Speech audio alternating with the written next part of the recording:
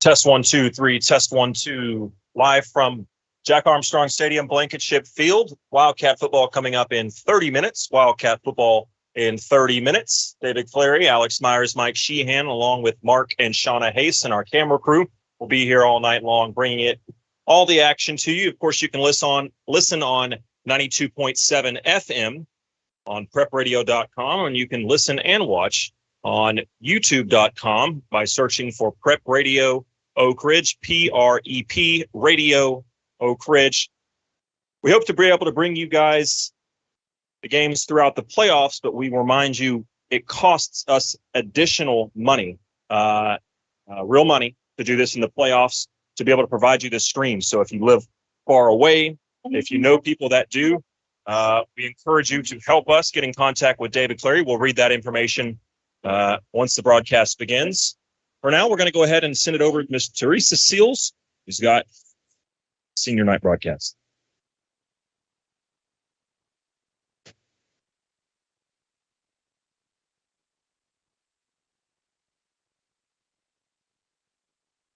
They will be greeted by Oak Ridge High School Principal Drayton Hawkins and Assistant Principal Stephanie Thompson and Athletic Director Joe Gaddis.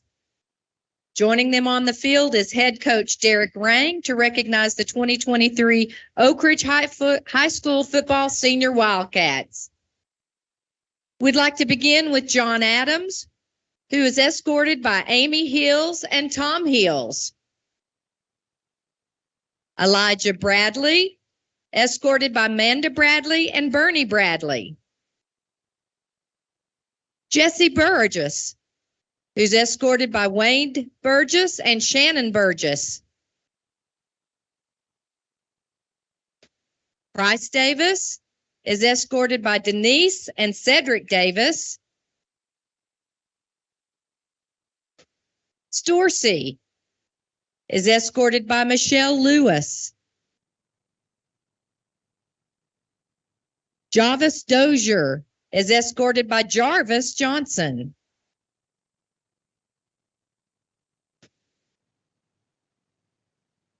Dane Hardwick is escorted by Tim and Jessica.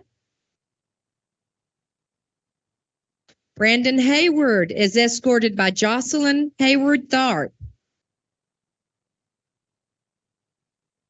Kanan Hickson is escorted by William and Erica Hickson.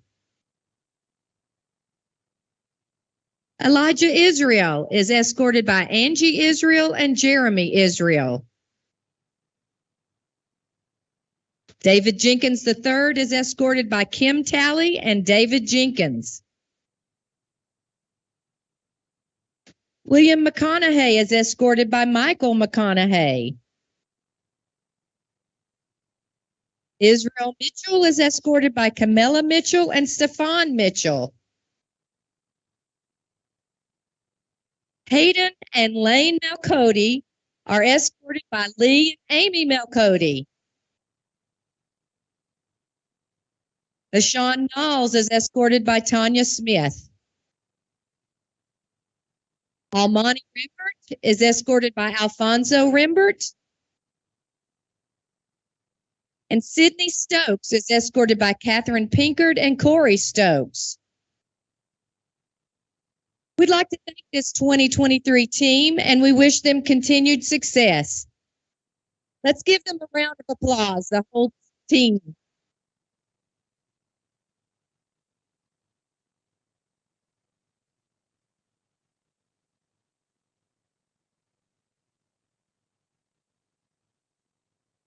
At this time, we'd like to dismiss our senior football players and their families from the field so that the players can join their teammates for their last regular season time to walk down the steps. Let's give them a big round of applause.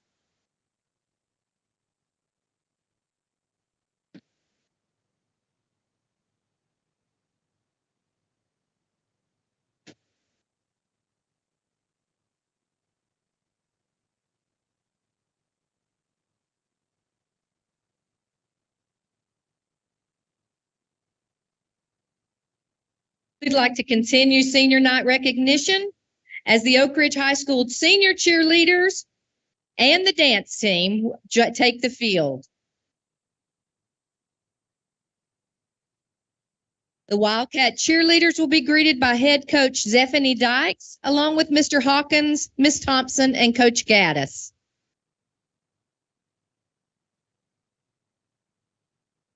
Oak Ridge High School senior cheerleader is Madison Mitchell. She's escorted by Clintea Mitchell.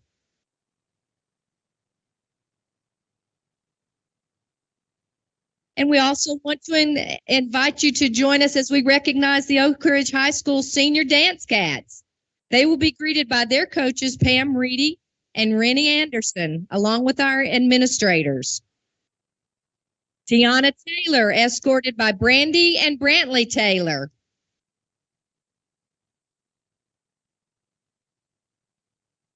Benjamin Dallas, who is escorted by Julie and Bill Dallas.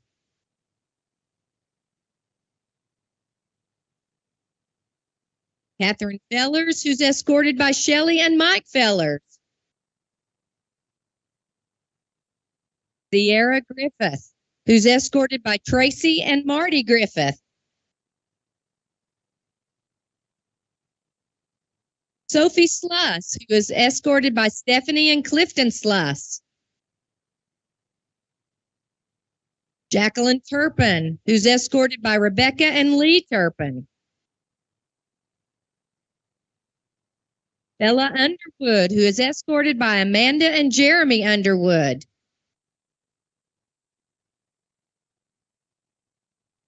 Natalie Vishnevitska, who is escorted by Tatiana and Sergey Vishnevitska. Chloe Williams, who is escorted by Susan and Troy Williams. Let's give these dance cats and cheerleader a big round of applause.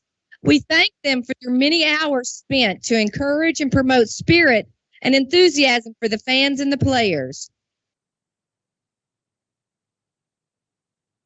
We ask that they now exit the field as they get ready to prepare to welcome the team back down to the field.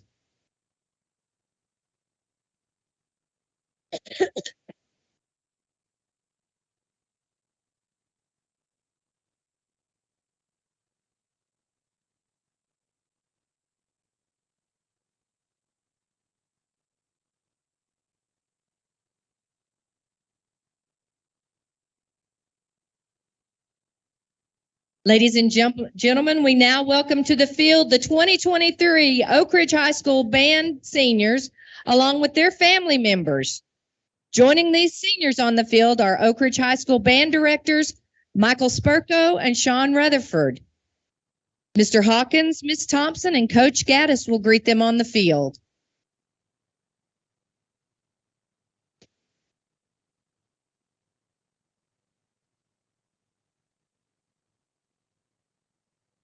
Our first band senior is Kirsten Bear, escorted by Jimmy and Amanda Bear.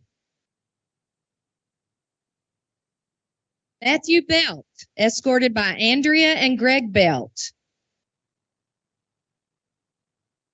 Joseph Kohlberg, escorted by Mark and Maria Kohlberg. Olivia Donnelly, escorted by Patrick Donnelly and Amanda Farmer. Edward Enos, escorted by Angie and Eric Enos. Haley Henley, escorted by Heath and Stacy Henley. Kelsey Kaiser, escorted by Rebecca and Alan Kaiser.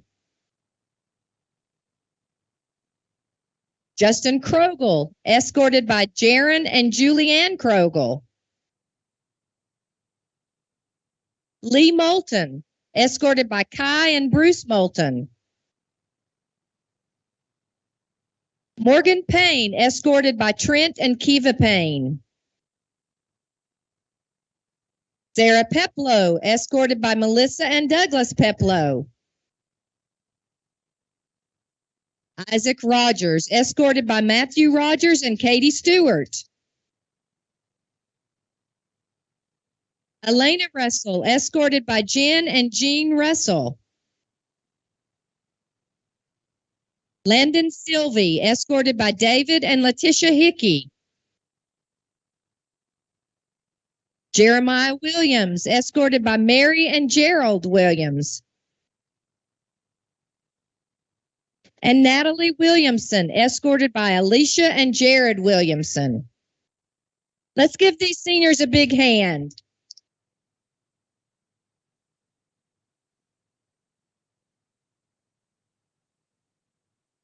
We'd like to thank these seniors as they have worked very hard to provide us with many outstanding halftime and pregame shows that have very much been a tradition of Oak Ridge High School football and have been an extraordinary part of a music program. These seniors and their family members are now excused as they take their place to prepare for the national anthem. Family members, we'd like to thank you for the time invested in your student that has brought us to this special night of recognition. Let's give all of these Wildcats a round of applause.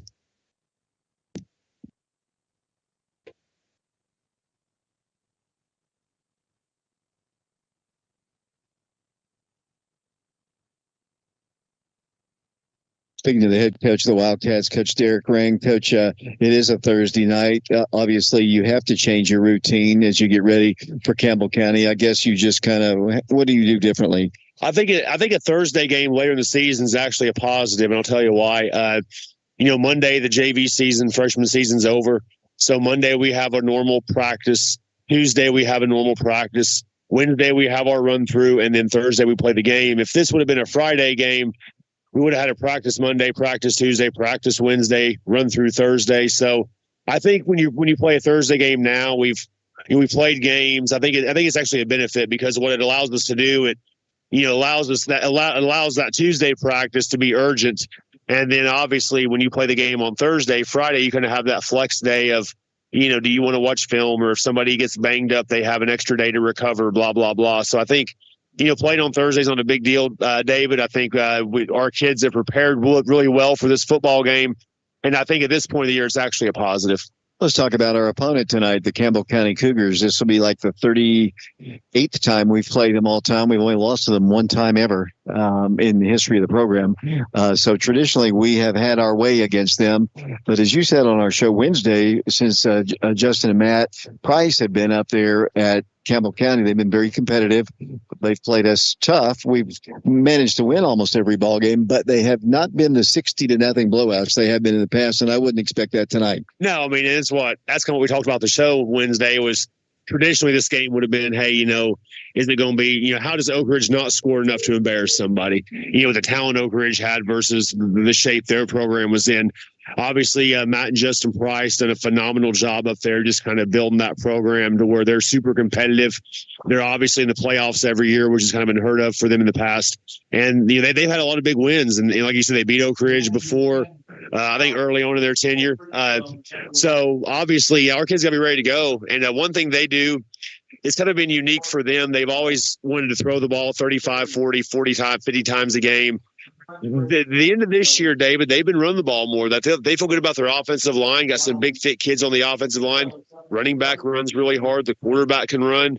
Receivers are younger, so they'll probably start throwing the ball more next couple of years. But they may be a little bit unique. They'll still be in the no-huddle spread offense, but you may see more run game out of them than what our fans are used to seeing. Coach, I know you don't like to mention names, but I know you have a few of your key guys out tonight, which obviously could be a concern of yours, obviously, when you've got some of your main cogs not in the machine. Yeah, I mean, obviously we got Izzy Mitchell still kind of battling some concussion symptoms. You got Brandon Hayward with an ankle issue, and then you got Valen Henderson out with a concussion.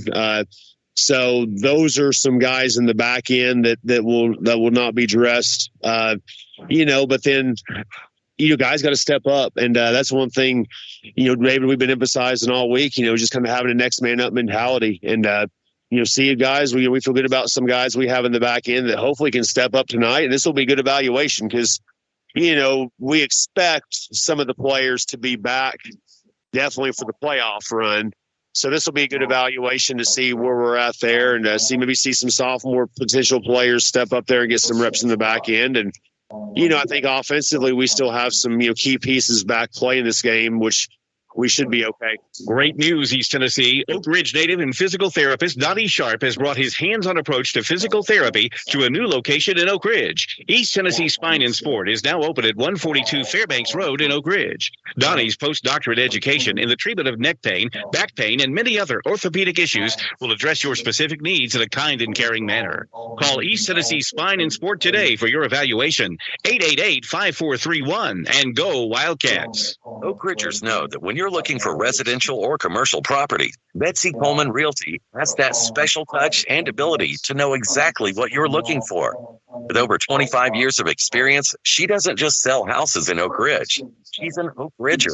She's invested and cares about our community. If you're a first-time buyer, relocating, or a senior downsizing, call Betsy Coleman today, 865-220-8881, or online, BetsyColemanRealty.com. Betsy Coleman Realty, proud supporter of the Wildcats.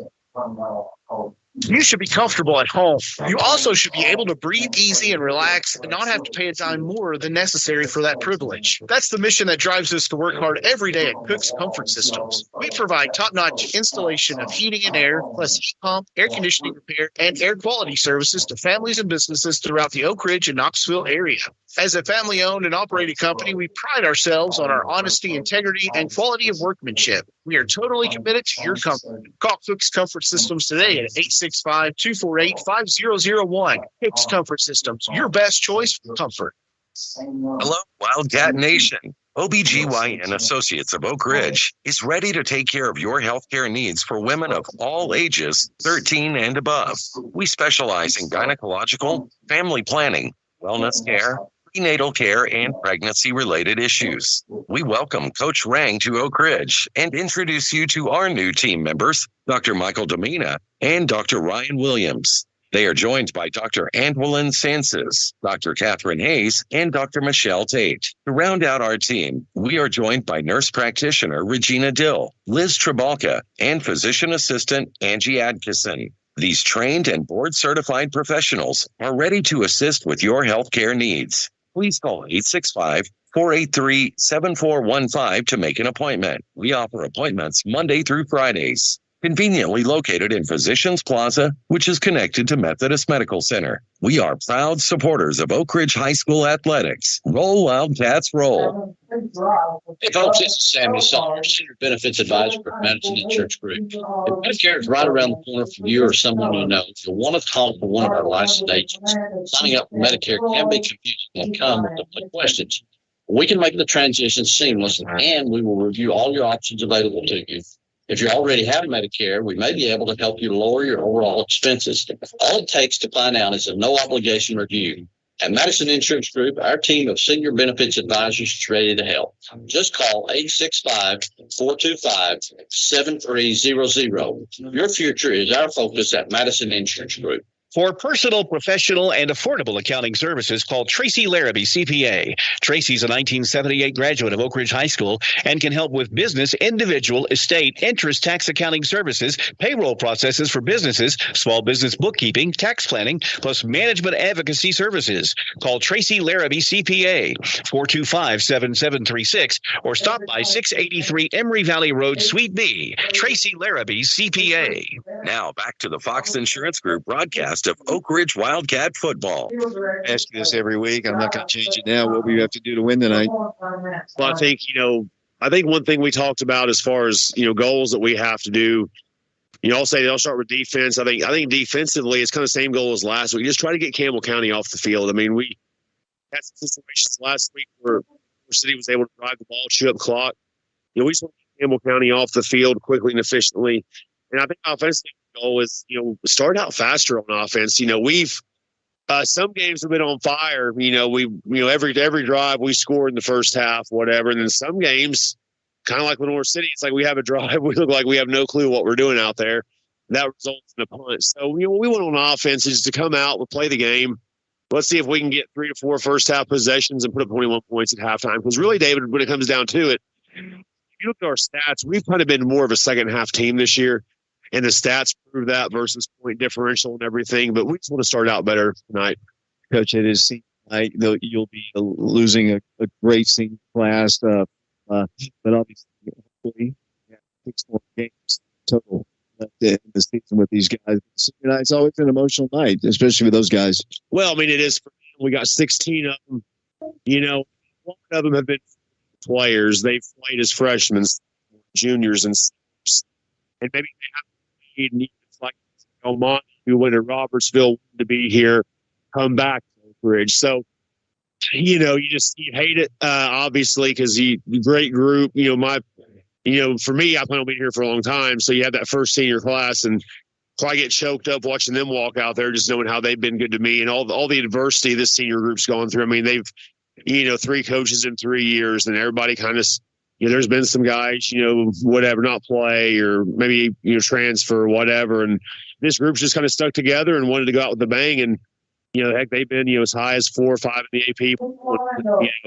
I just proud of what that group's able to accomplish from a leadership standpoint when they've been through some adverse situations. But, yeah, just fired up to send these boys on senior night out with a win. Coach, good luck. Wildcats is Oak Ridge and Campbell County, and Alex and I will be back with a kickoff in a moment. Sexton Automotive Oak Ridge is proud to be a family and locally owned full-service pre-owned car dealership. You have the option to take your vehicle anywhere for collision repairs, and we will work with your insurance company. Sexton Automotive of Oak Ridge is a Napa Care Center, and our service department is here for all your automotive maintenance and repair needs. Our rental fleet offers a variety of vehicles from economy cars to passenger vans. Get your next in at Sexton Automotive of Oak Ridge, Elizabeth Beard, ORHS, Class of 2001. Check out our inventory online 24/7 at sextonautos.com. Dr. Bill Linehan has patient care as his highest priority in his longtime Oak Ridge dental practice. Dr. Linehan has specialty training in crowns, bridges, partials, dentures, and implants. All your cosmetic dental needs. A Delta Dental Insurance provider. Dr. Linehan's office is located at 400 Laboratory Road, Suite 104. All accept new patients, so call today for your appointment. A caring professional with your smile in mind. Dr. Bill Linehan. 482-1731. Your pets are part of the family, and the caring professionals at MacArthur Animal Hospital know this, and they put their years of veterinary experience in caring to work. MacArthur Animal Hospital is located at 2190 Oak Ridge Turnpike in Oak Ridge. To learn more or to make an appointment, please call Dr. Paul Sluha at 865-482-1797. MacArthur Animal Hospital is proud to support some other cats too, the Oak Ridge Wildcat, and to wish them well season. MacArthur Animal Hospital, proudly serving the Oak Ridge area. 482-1797. Hello, Tim Norman, proud member of the 1979 Oak Ridge Wildcat football team. And I, along with my wife, Mary, and sons, former Wildcats James Norman and Elliot Norman, would like to wish the Wildcats a very successful season. Jim Normand is a partner in another long tradition of excellence. The law firm Joyce, Meredith, Flitcroft, and Normand, PLLC. And Joyce, Meredith, Flitcroft, and Normand Title Services, a full-service law firm in Oak Ridge for nearly 70 years. Give Jim a call at 482-2486. Hello, this is Margo Davis for the Old Town Inn, a hidden gem nestled in the secret city of Oak Ridge. Be it a holiday event, a birthday, a baby shower, a family reunion, or your intimate wedding day, we at the Old Town Inn want to celebrate these magical moments with you. Keeping with elements of historic charm, this slightly modified Oak Ridge, Tennessee original Manhattan Project home has been refurbished to accommodate up to 75 in attendance for your special occasions. Okay, Shadows of Friendship Hill at 110 East Tennessee Avenue, and we invite you to come by and see for yourself. Personal tours are available by contacting us by phone at 865-206-0874 or email at oldtowninn@gmail.com. Come celebrate with us soon. In this moment, who has your back? Do you know your insurance agent's name? Or is your agent your name? Or do you call the 100 number that makes you was born in another state, maybe another country? Why not call Insurance Group Oak Ridge, your independent insurance agency with auto owner's insurance? We are someone you can call when stuff happens. In this moment, get an agent who will protect you in that moment. This is Fox. Fox Insurance Group in Oak Ridge at grayfoxins.com.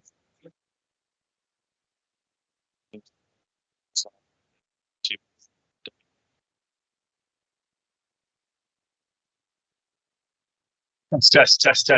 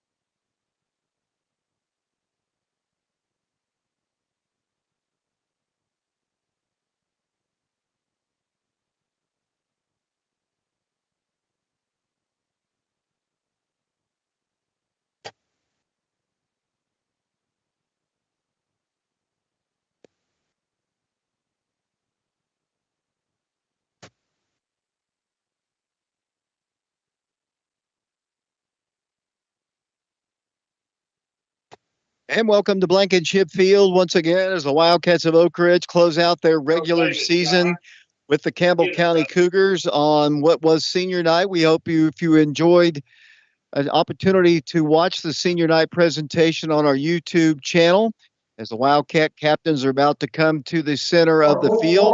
We're about to have game number 10 for you here on our YouTube channel and FM 92.7 and prepradio.com. Vashawn Knowles, Price Davis, Elijah Bradley, and Brandon Hayward are the captains for the Wildcats.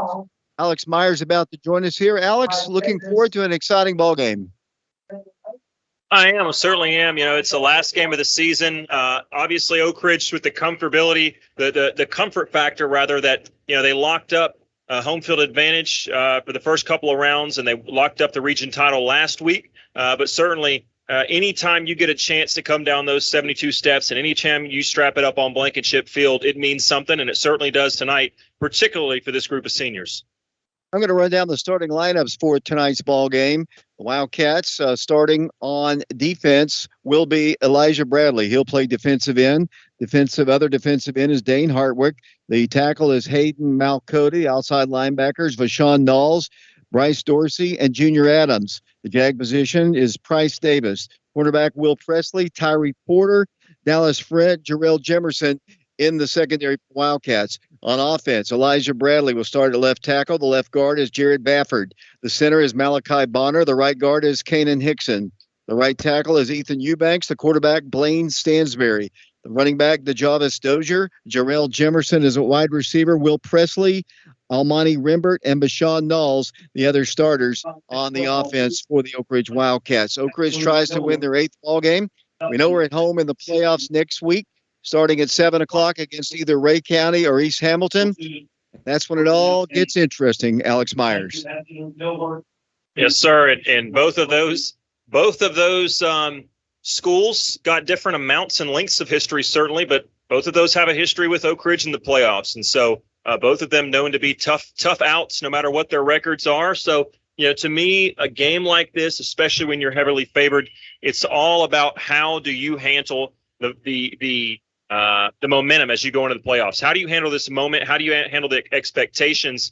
Do you go out there and handle business, or do you let a team like this hang around? To me, a perfect game plan for this would be for the offense and defense to come out firing on all cylinders, things to look sharp, and then we get some younger guys in towards the end of this ball game and keep ourselves healthy and get fresh legs as we head into the playoffs. But you got to take care of business in this first half for that to be an option. Healthy is the key word there, because obviously we're without most of our starting secondary that has started most of the ball games, including Brandon Hayward. Hopefully the young guys, all the sophomores that are going to get a chance to play tonight, will have good ball games. We're about to start this ball game here from Blankenship Field. We're on FM 92.7, FM 94.7. The Wildcats' Eli Pearson will be kicking off. He'll be kicking from right to left if you're listening to us on the radio. The Wildcats are wearing their Cardinal jerseys, and we are underway here at Blankenship Field. End over end kick, fielded at the 3, to the 5, to the 10, to the 15, towards the Campbell County sideline. The return man, Gavin Owens, the 6', 194 junior, turns it. And we're going to talk about him quite a bit tonight, because Gavin Owens is having quite a year for the Cougars. Campbell County known for the most part, passing over the last several years, as Coach Rang told us just a moment ago. But this year, they are running the ball much more than we have seen in some time. And I'm sure they'll be tossing the ball around the yard a bit today. 2 receivers split to the left. They'll come from the shotgun. They've got an outstanding quarterback. And I forgot about this. Typically, the Cougars come to the line, they get set, then they look over to the sideline, and they have the new play. The quarterback for them is Landon Henley, 6'1", 178-pounder. He's going to hand it off to the running back, and he moves the ball forward across the 35 up to the 37. That is one thing that I have noticed during the course of this season. The Wildcats sometimes have given up yardage straight up the middle, and the Wildcats are going to substitute Malcody out of the game. Into the game will come Tim Walters. Gain on the play. We're just underway at Blankenship Field, our Thursday night ball game. Official comes over, kind of looking around, and it will get set here. Might be a play clock issue right now. Campbell County's going to have a couple receivers. Campbell County wearing their all-white jerseys with orange and blue. Referee, who we've seen many, many times this year, is surveying the situation. Alex will be joining us here in a moment. We have a problem with the clock, I believe, because from kickoff it was 11:55 and it did not start on the start of that play. They did move the ball up to around the 37-yard line, and eventually they'll reset the clock. Never fails on senior night when they've tested everything that the clock doesn't work. Ryan Bennett is our engineer back at the station. We have camera guys all over the place. Luis is going to be doing the top view. Got John, Alex, Lorexa, and Ben George down on the field. And once again, the clock hasn't been set. The referee comes over to the sideline while we have a delay. There we go. The clock has started now. As you can see it ticking off, and they're going to say that play took a total of, I guess, 3 seconds. And the clock is now at 11:52. I see Justin Price is out talking with the side judge about the situation. Final game of the year. Fortunately, the Wildcats will get a chance to be in the playoffs at home next week. They'll play either Ray County or East Hamilton. And that game, as I mentioned, will be here. And in case you don't remember this, the TSSAA charges us to stream ball games. For us to stream the ball game on our YouTube channel, Prep Radio, where we have a little time I can talk about it, they charge us a rights fee of $750 per ball game. In previous years, we've had a lot of grandparents, a lot of people step up and help us with that rights fee. If you are interested in helping us stream the ball games in the playoffs, it's $750 every single week. If you want to make a donation of $50, $5, whatever, we'd appreciate that. You can get in touch with me at dccatvoice@aol.com, dccatvoice@aol.com, or you can call me or text me, not tonight because we're doing the ball game, at 865-310-7207. Right, I hesitate to send it back to you because they're still working on the clock, so I'm just trying to fill some time while I have a moment. Oak Ridge basketball is less than a month away. In fact, Oak Ridge will start on the 14th of November. We're already gearing up for our coverage here on Prep Radio. As in the past, the goal is to broadcast every game we can involving the Lady Wildcats and the Wildcats.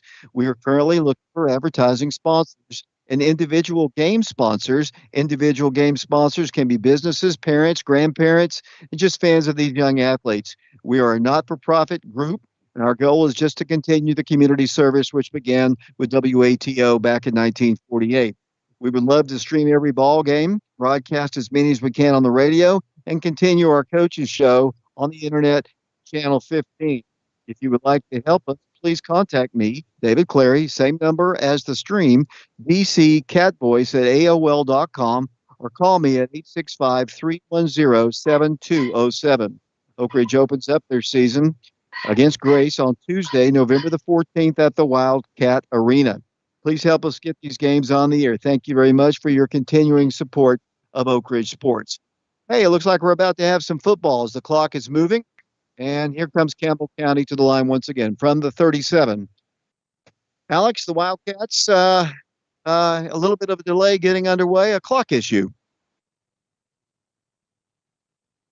On another technical issue. David, he's away from the mic right at the moment. He's working on the camera over there. Yeah, there's a handoff for short yardage, Mike. Nice defense there by Oak Ridge. Junior Adams, Bryce Dorsey, Waters there for the stop. It's a short gain. In fact, they might have even lost a yard. Ball's resting at the 36-yard line. Campbell County and Oak Ridge playing for the 38th time in school history. Two receivers split to the left, two to the right, including number 8, Gabe St. John. That's a traditional name of Campbell County. They've had some St. John's play football in the past. We're down to 11 minutes to play in the first quarter, and finally we're underway once again. Quarterback is going to roll to his right, feeling a lot of pressure, fires one across the way, and the pass is going to be caught, I believe, by number 9. The receiver is Luke Lindsay, 6'1", 176 sophomore. He moves the ball into Oak Ridge territory where the Campbell County Cougars will have it first down and 10 yards to go. Campbell County moving quick this time. Let's see. No, they don't even look. Handoff to the running back. He is met in the middle part of the line. Tim Waters greets him rudely, along with Bridges Junior Adams, and it'll be a short gain on the play. This Campbell County deep offense with the Price brothers, it's lethal. It's potent. It can strike at any time. No matter who the quarterback is, it's a lot of it. It's about timing, David. They're not afraid to just throw the football. They can get a little bit, they can shy away from the run at times. It's the passing game, the timing, those quick routes you've got to be aware of. So they can get guys with space, playmakers in space in this offense. This is one of those rare years that the Price brothers are electing to run the ball more than passing, even though they've got the strong arm quarterback. The difference is they have young receivers. Here comes the handoff to that running back, and he is going to slip one tackle, move the ball forward for a gain of about 3. He's not very quick, Gavin Owens, but he's over 1,000 yards rushing already. And for a Campbell County running back to have over 1,000 yards, that's incredibly rare for the teams that we've seen since the Prices have been at Campbell County. Yeah, he's a big back, 6 foot, almost 200 pounds. Now he's going to split out way, way far outside on the wide side as a receiver. So clearly a talented player that, they can do a little bit of everything with him. Wildcats with a 3-man front. Bryce Dorsey's up on the line of scrimmage as well. We've got man coverage on the receivers. Campbell County content to take time off, and that seems to be the game plan against Oak Ridge. Let's see what the Cougars can do. Snap is good. Pressure, passes across the way. Low pass, but dug out of there, and they have the ball across the 35-yard line. Nothing fancy at all. One thing you've noticed, if you look, Alex, I know you were away from us a moment ago, but we have a young secondary. We have so many people hurt in the secondary tonight. Campbell County with the ball at the 38-yard line. First down, 10 yards to go. Yeah, but we still got some familiar faces out there. I mean, you got Bryce Davis, Dallas Frent. Jarrell Jemerson's a young guy, but, the last several weeks, he's played almost as much as a normal starter. Quarterback's going to pass once again. Might have been some motion in the backfield. We'll check the call there. The official comes over, and it is going to be dead ball foul, illegal procedure called against the Campbell County Cougars. So that'll cost them 5. Down to 8:32 to play in the first quarter. Oak Ridge and Campbell County scoreless. Both teams headed to the playoffs next week. Cougar quarterback was Landon Hensley. We talked about him. Lone running back. Wildcats almost jumped across the side of the line of scrimmage. This has always been kind of annoying when you're a broadcaster. They come to the line, they stop, and they look over once again. Wildcats press the line of scrimmage. Quarterback runs it, but not too far. He is met basically after a yard gain. The Wildcats make the stop out there. And good to see somebody back in the ballgame. That's TJ Hibbins, 6'1", 209-pounder. Got hurt several weeks ago. It's good to have him back in the lineup. Yeah, you hear Mike next to me saying Hibbins back in there. And it's great to get him just in time for this playoff run. Tim Walters in there making the stop. And like you said, I think, you obviously know why Campbell County does this sort of hesitation. They want to see if they've got a look they like. If not, the Price brothers, obviously co-head coaches, one's up top in the booth, and they see what they like.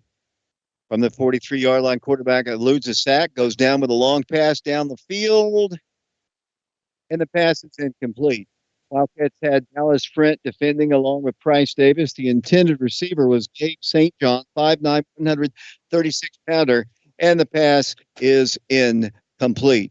Alex, Campbell County. Yeah, terrific.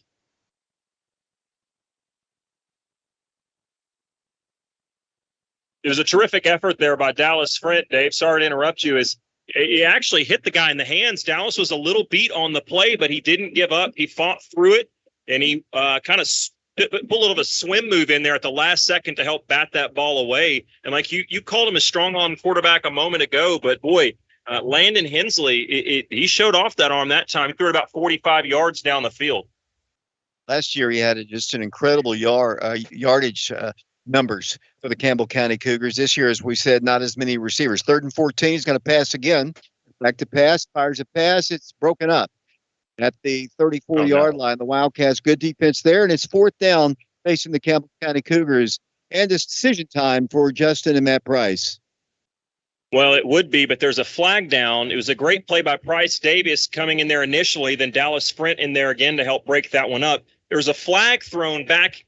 Basically, it came in as the hit was made, and so I don't know if it's going to be a face mask. Wow, that's a tough break because that's going to be automatic first down. Yeah, most definitely, as they do signal. I didn't see it, obviously, but it is the 5-yard step off, and it is a first down up to the 38-yard line. So inadvertent that time, but they all count the same. So it's still third down, actually. I apologize. Third down and 10 yards to go now after that penalty. As the Cougars have taken the opening kickoff, we had a delay of about 5 minutes to start things. 7:16 to play. We're in the first quarter, live here from Blankenship Field. Hensley's going to pass. Little screen pass is going to be caught. The Wildcats make the stop. Tripped up by Dallas Trent, but not before he moves the ball up to the 33-yard line. It was Timmy Gibson on the catch, just another one of those speedy wide receivers. Started outside, catches the ball, working his way back inside, and a nice play by Dallas Sprint. He gained about 5 yards, but if he doesn't make that shoestring tackle, he might still be running. They need to get to the 28-yard line for a first down, so it's about 4 yards as they move towards the Jackson Square side here at Blankenship Field. 6:40 to play, first quarter. They have dominated the clock here. Passes across the way is going to be caught. The great play there by Oak Ridge, though. The Wildcats' Price Davis stops him, and guess what? The Wildcats will take over on downs. Great play by Price Davis. Terrific play. As soon as he caught the ball, David, I thought, oh, boy, what a great play design. He's open over the middle. He only needed to really kind of turn and fall forward, but Price Davis, before he could do so, came flying in there, took the big man's legs out from underneath him, and stopped him in his tracks. Great play. Oak Ridge's secondary looks really good early on. Wildcats come up, first down, 10 yards to go. The ball at the 30-yard line.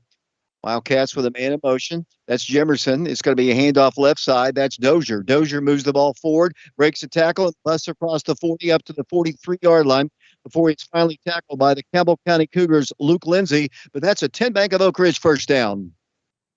Yeah, and, Luke Lindsay, he was the one who finally brought Dozier down, but he was hardly the first to get a hand on him. There was 2 or 3 Cougars who missed tackles, and they didn't just miss him. They were forced to miss him, as Dozier, like he does so often, breaks them. From the 44-yard line, Blaine Stansbury pass is going to be caught out there to Will Presley, 50, 40, 35, 30, into the end zone. Will Presley, touchdown, Oak Ridge.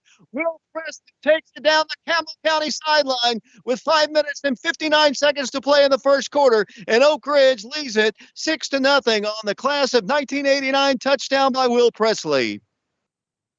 What a terrific play. Snap was good. It allowed Blaine to get the ball quickly in a position where he could catch it and run with it. And run with it he did.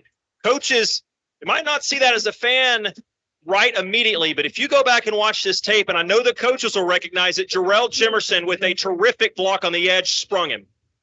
All kinds of movement on the line. The kick by Eli Pearson is up. And it is good. 7-0 Oak Ridge. The Wildcats on top of Campbell County. And we'll be back to Blankenship Field in 60 seconds.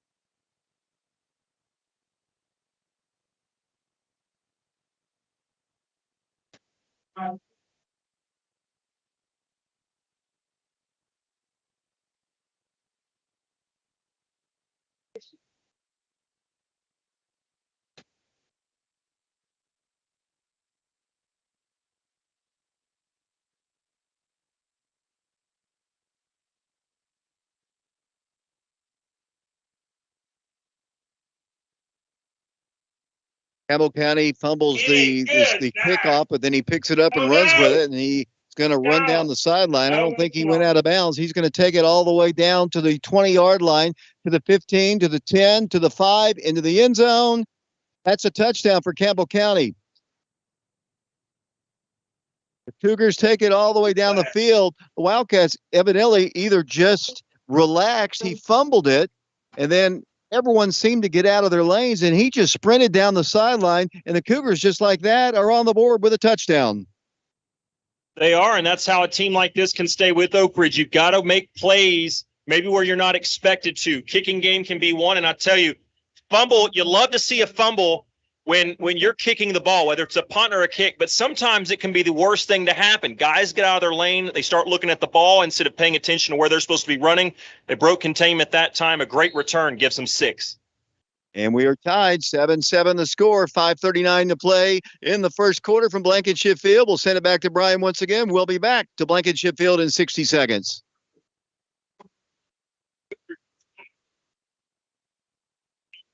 Hello, this is Margot Davis with the Old Town Inn, a hidden gem nestled in the secret city of Oak Ridge. Be it a holiday event, a birthday, a baby shower, a family reunion, or your intimate wedding day, we at the Old Town Inn want to celebrate these magical moments with you.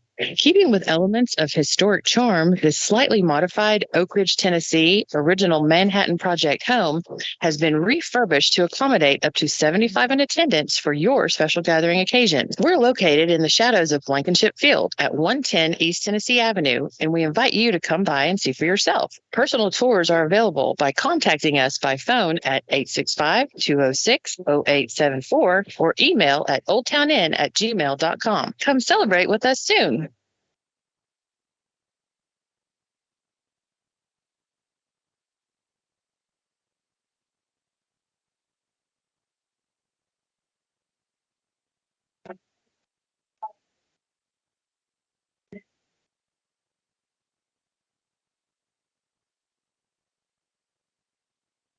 Welcome back to Blankenship Field. We've got a 7-7 ball game here as Campbell County kicks off.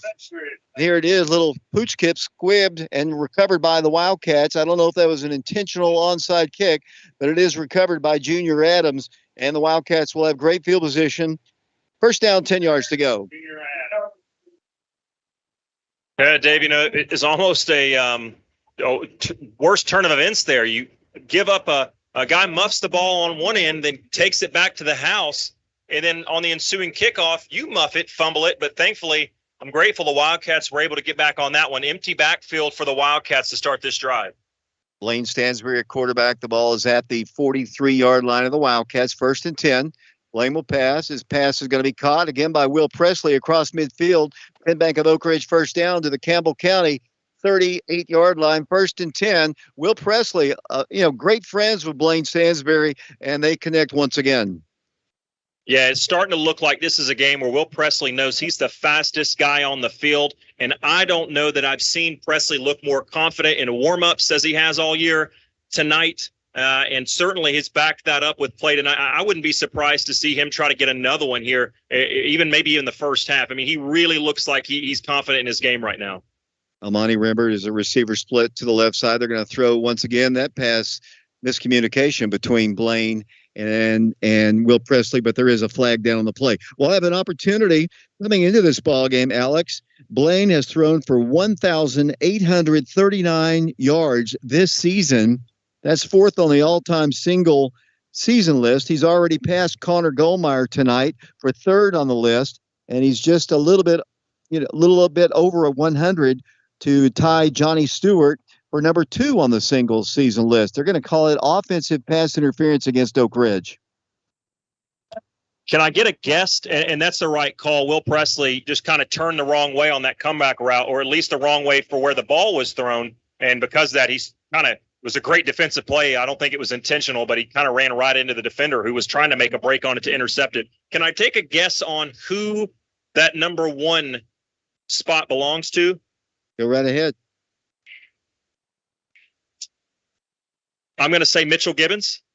Most definitely. He is number 1, 2020. He threw for over 2,000 yards in that particular year. 4:51 to play here in the first half. The Wildcats are backed up, and it'll be Quarterback Blaine Stansbury trying to run the ball himself, cuts the ball towards the sideline, across the 50, and stumbles as he made a cut at around the 47-yard line, tried to work around the block by Will Presley. And we saw him do that last week. Blaine decided to run a little bit more, and Coach Rang told me off the air that they'd love to see him a little bit more, and they feel he will as he matures as a quarterback.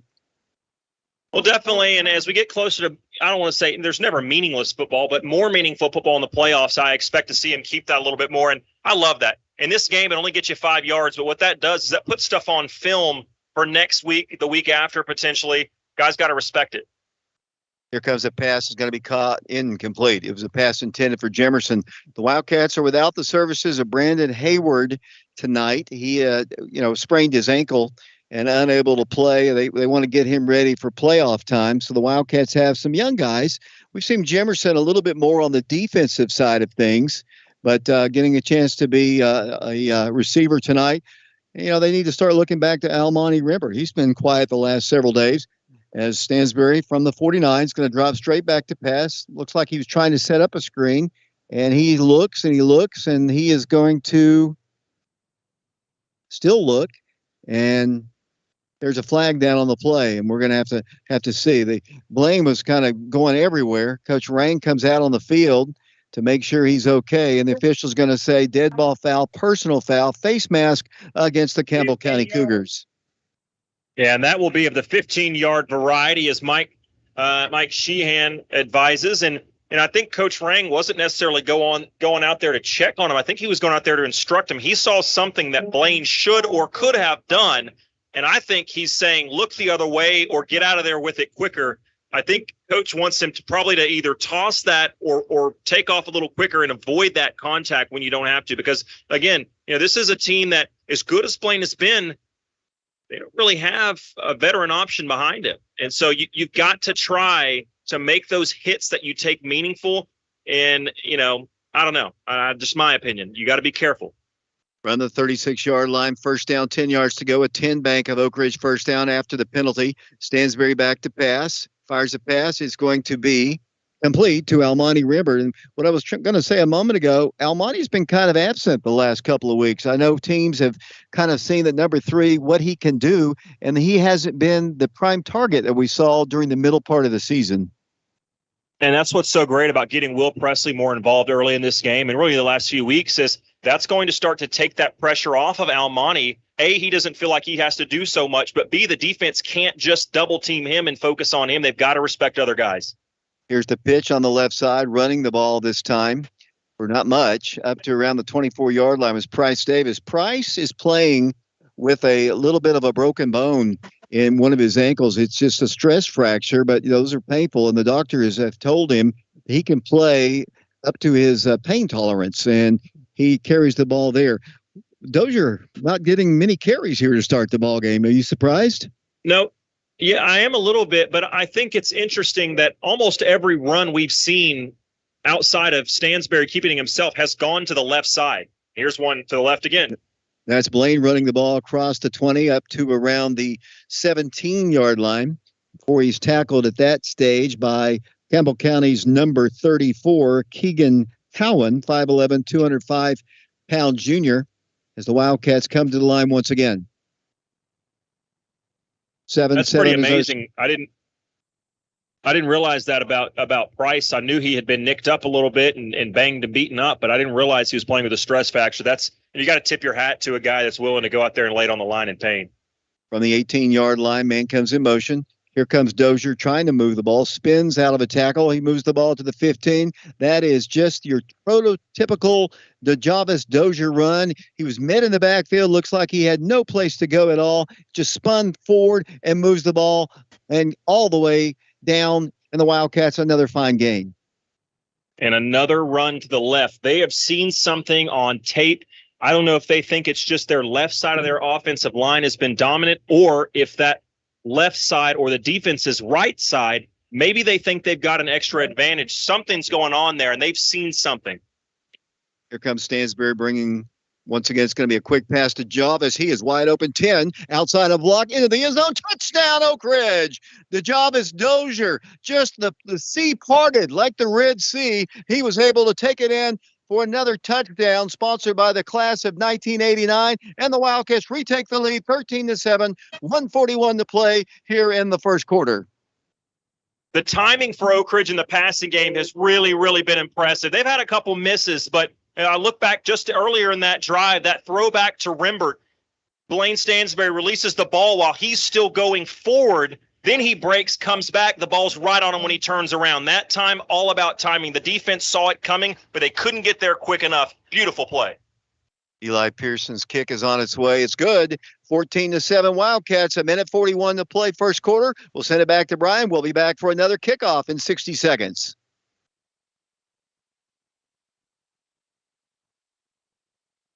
Dr. Bill Linehan has patient care as his highest priority in his longtime Oak Ridge dental practice. Dr. Linehan has specialty training in crowns, bridges, partials, dentures, and implants. All your cosmetic dental needs. A Delta Dental Insurance provider. Dr. Linehan's office is located at 400 Laboratory Road, Suite 104. Now accepting new patients, so call today for your appointment. A caring professional with your smile in mind. Dr. Bill Linehan, 482-1731.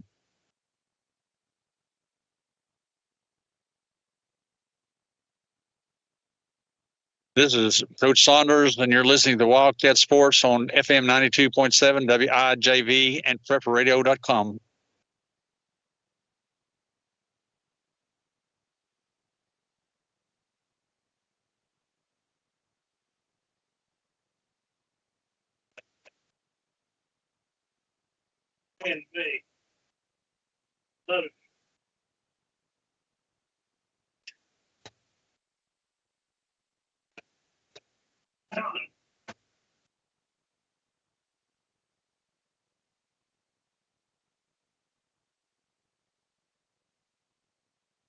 Pearson on the kickoff. It's received at the 10 by Gavin Owens. He's going to be forced out of bounds by Junior Adams and a host of Wildcats, including but not limited to Riker Arms, at about the, they're going to say 18, 19-yard line.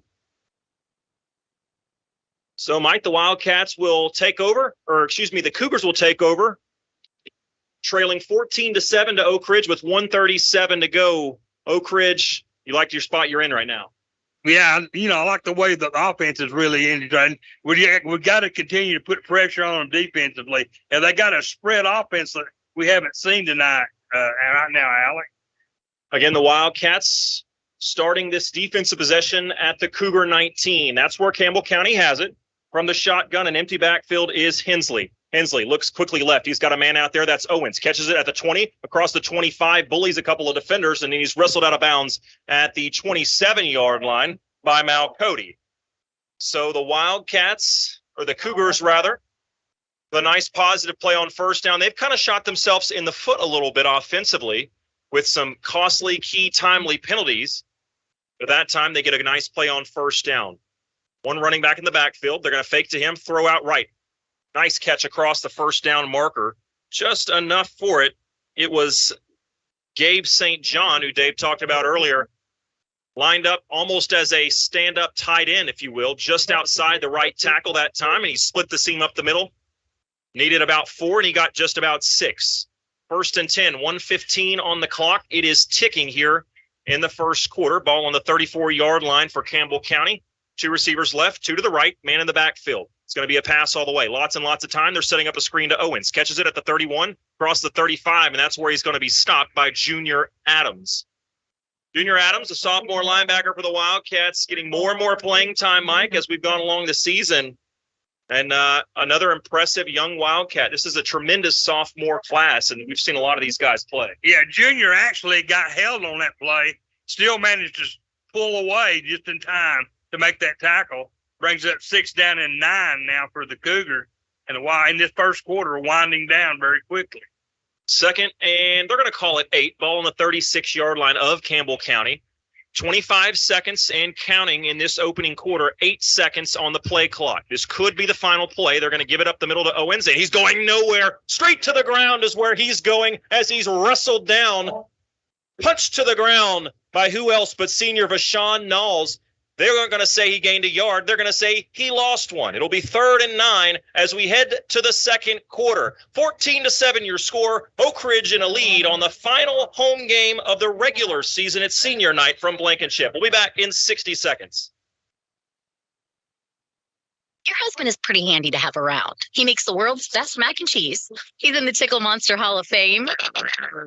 And he can teach anyone how to throw strikes. But a busted pipe in a basement full of water? Honey, I think we need a plumber. Is a little out of his league. That's where a homeowner's policy from Shelter Insurance comes in handy. We'll help get your house back in order and your husband back to what he does best. I'm Nathan Miser. Let's talk about your auto, home, and life needs.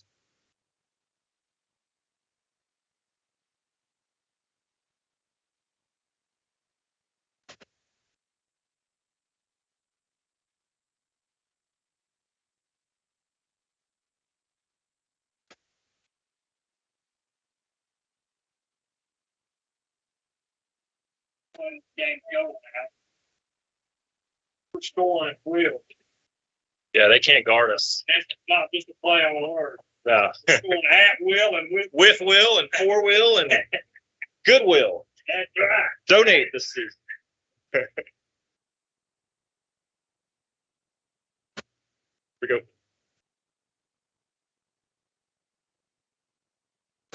Welcome back to Blankenship Field. David Clary, Alex Myers, Mike Sheehan here. The Wildcats on top 14-7 as we start playing the second quarter. Cougars will have the ball. First down, 10 yards to go. They'll be moving right to left now, starting this drive just shy of their own 35-yard line. Quarterback once again rolls to his right, looks, in a lot of trouble, delivers a pass. The pass is incomplete. Junior Adams defending, Alex. Yeah, and I want to apologize, Junior. I think I said he was a sophomore. I knew he wasn't a junior because I know his name, and I knew that he wasn't a junior, but for whatever reason, I went with sophomore on senior night. So I apologize to Junior and his family and friends listening. He made a nice play that time. The defender had a chance at it, but I think he heard Junior's footsteps. And again, like we mentioned, he's a guy that hasn't always made starts for this team, but as the years gone on, he's really proved valuable in getting more and more playing time. Unfortunately, there is a flag about 20 yards downfield, just on the other side of midfield. And I think that's for the Oak Ridge secondary. They're going to mark off a penalty. And it was, David Clary, a holding call defensively. And that'll be moving the ball up to the 45-yard line. First down, 10 yards to go. Boy, they've thrown their flags here in the first part of this ball game, have they not? Well, they absolutely have. But I'll be honest with you, as much as we'd like to get on here and rip a referee, that's one of my favorite pastimes. I think this has been a pretty well officiated game. First down, 10 yards to go. The ball is at the 45-yard line after the penalty. Three-man front. Quarterback's going to run it, and he moves the ball for a gain of about a yard. I thought if he cuts outside, he might have had more yardage, but big Elijah Bradley there for the stop. Another senior for this Wildcat team. And, a lot of times seniors kind of are what they are, David, by their last year of eligibility. But this is a kid who's really gotten better and at times just been completely dominant late in this season. Second down, 9 yards to go for the Campbell County Cougars. The ball is at the 46-yard line, 11:21 to play here in this first half. The Wildcats on top 14-7. We'll have a complete recap of the scoring and Mark and Shauna's stats on the Madison Insurance Group halftime show. They're going to pass again. Across the way, pass is going to be caught wide open in the flats. Defending out there, the Wildcats had Junior and Will Presley. Nice reception to a wide open Luke Lindsay, and they've got a first down inside Wildcat territory. Yeah, he's a good-looking, kind of their version of Will Presley. I mean, he's a kind of a big-bodied guy out there, a wide receiver, a sophomore at 6'1". He's going to be a player for a couple more years for them. Around the 38-yard line, handout this time to the running back, and this time the Wildcats drop him. That's T.J. Hibben who drops him. Not much there at all. Like I said, he kind of had a torn labrum, I think TJ did, and he's been in kind of a sling the last few weeks, and it's great to have him back there. And I know, on the long snapping duties, Andy Hudson did a great job while he was out, but it's great to have that junior back in. Here come the Cougars once again, three receivers split to the right side. Alex, go ahead. No, I was going to say it's great to have him back. Great to see another senior, Hayden Malcody, in on that stop, along with Bryce Dorsey. I mean, We talk about how young this team is at certain spots, but certainly they would not be in the position they're in without some great senior leadership, and it's great to see those guys getting back and healthy. Once again, Landon Hensley brings them up. He's the quarterback from the shotgun. Here comes a little pressure, not much. Here's a pass to a wide open man. It's incomplete. That's a tough play for the linebacker, Bashawn Knowles. He was trying to guard Luke Lindsay. Didn't have a whole lot of help back there, and luckily Hensley's pass was overthrown incomplete. Yeah, Wildcats got away with a couple on this drive already. It brings up a 3rd and long. And, it's no secret, but I just want to, again, tip my hat publicly to the Price brothers. I mean, they're not always hitting and they're not always completing these passes, but they, from a play design standpoint, they have really their offense can be lethal at times. And if Campbell County was just a touch more accurate, they could easily be tied right now. Here comes, once again, the quarterback rolling. Wildcats pursuing, and they're about to sack him, and they do.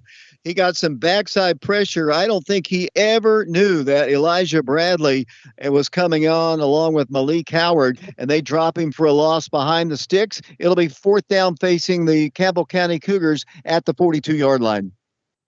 Yeah, the senior Elijah Bradley in the future. Malik Howard on the other end, kind of in that Elijah Bradley big, long-bodied mold. Just a freshman, both of them getting back there. That's on the quarterback, though. It's a coverage sack. Credit your defensive backs. The quarterback's got to get rid of it quicker than that. He ran all the way from the left to all the way to the right, still stood there for a couple seconds. You got to get rid of that ball faster. 14-7, the Wildcats in the lead, 9:26 and counting in the first half. Cougars scoring on a long kickoff return. The Wildcats have scored on a touchdown by DeJavis Dozier and a long one from Will Presley.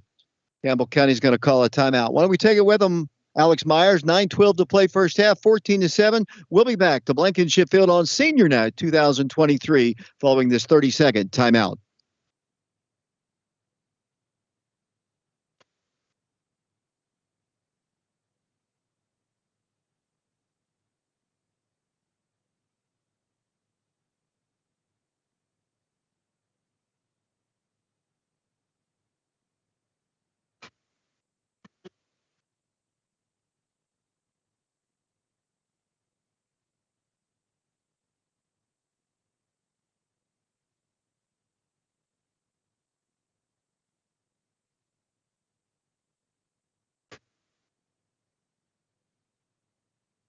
Welcome back to Blankenship Field. David Clary along with Alex Myers. The TSSAA playoffs begin next Friday, 7 o'clock. The Wildcats will be hosting either Ray County or East Hamilton.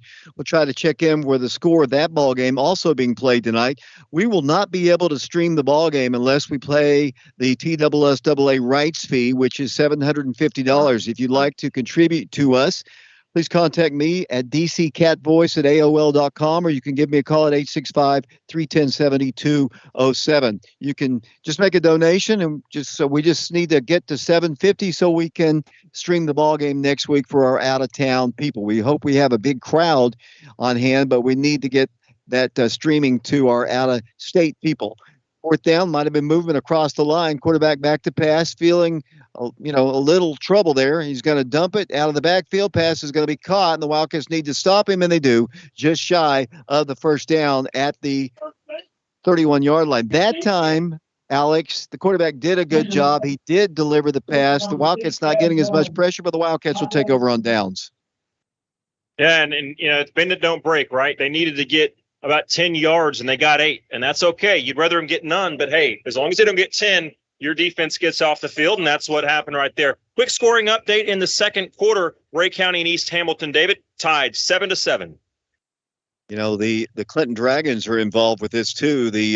If East Hamilton wins the ball game, that's who Clinton will play in their first round ball game. A lot of things to happen. We know in our region exactly who number 1 is. It's Oak Ridge. Number 2 is Lenoir City. Number 3 is Clinton. Number 4 is Campbell County.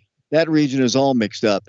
Quarterback hands it off to DeJavis Dozier. Dozier heads towards the Oak Ridge sideline. He's at the 40, at the 45, at the 50, and there he goes to Jackson Square. His destination is the end zone. Touchdown, DeJavis Dozier, his second of the ball game. Once he got to the outside, nobody was going to catch the senior, and Oak Ridge ups their lead to 20-7 over Campbell County.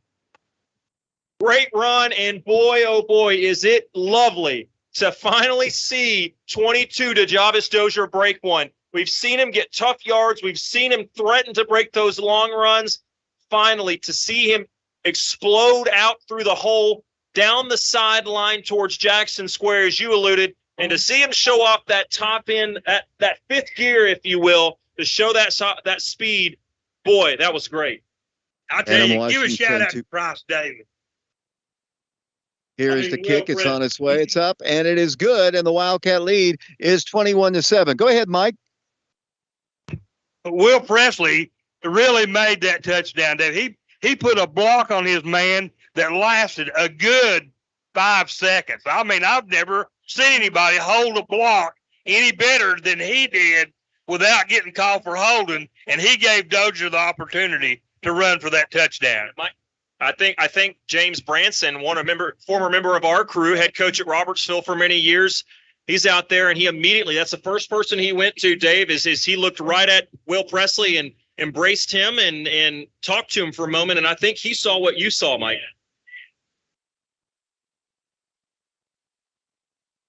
The Javis Dozier coming into this game had 2,864 career yards. That is good enough for 8th on the all-time list. He became the 35th Wildcat to rush over 1,000 yards in a single season. He's done that this year, and he is just 10 yards away from moving into number 7 on the all-time list, as he needs 7 yards to tie the great Jackie Pope. Of course, Spencer Goldmeyer, he needs about 3,000 yards to catch him. I don't think he's going to do it this year, but he's had a great senior year, great campaign, another touchdown as the Wildcats prepare to kick off. I mean, even if you're just uttered in the same paragraph as Jackie Pope, that's impressive. That's pretty incredible.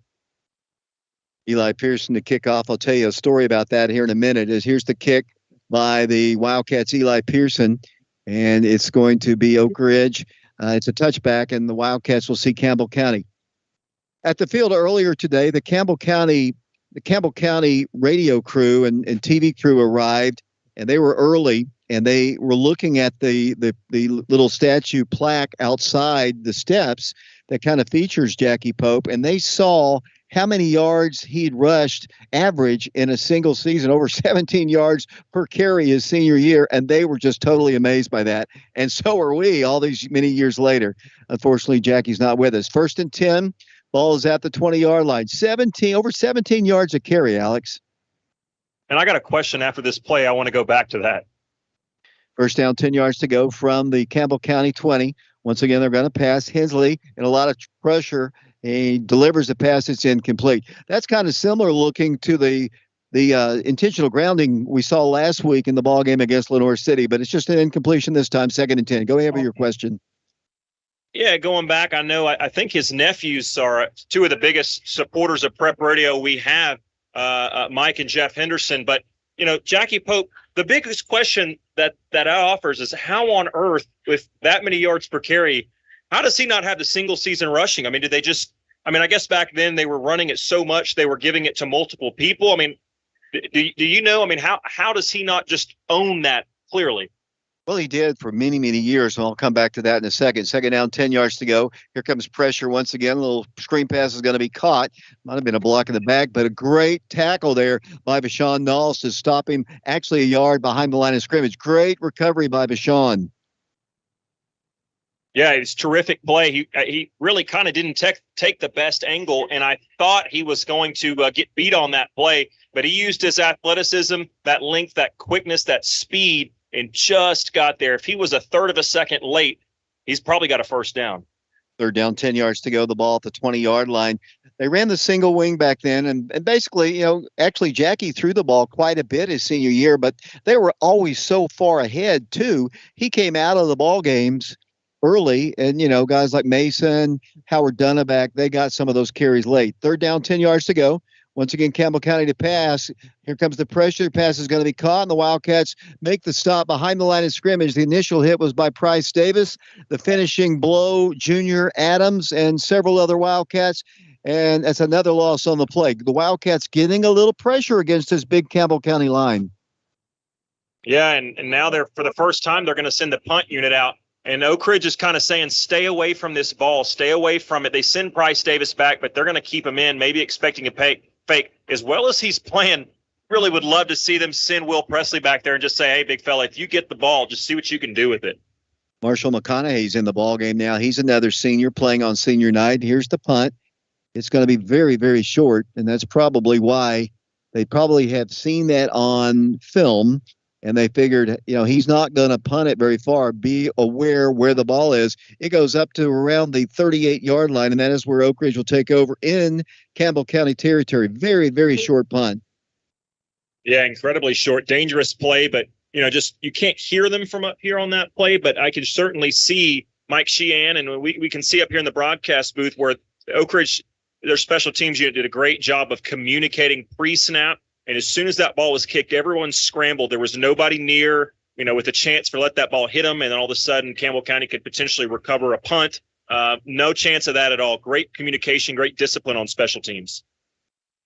From the 38-yard line, first down, 10 yards to go for Oak Ridge. Stansberry's going to pass, floats one down on the sideline. The pass is going to be caught by the Wildcats. I believe that is Price Davis right at the 23-yard line, defending for them Noah Smith and Luke Lindsay, and that is a very fine throw and another first down, a 10 Bank of Oak Ridge first down.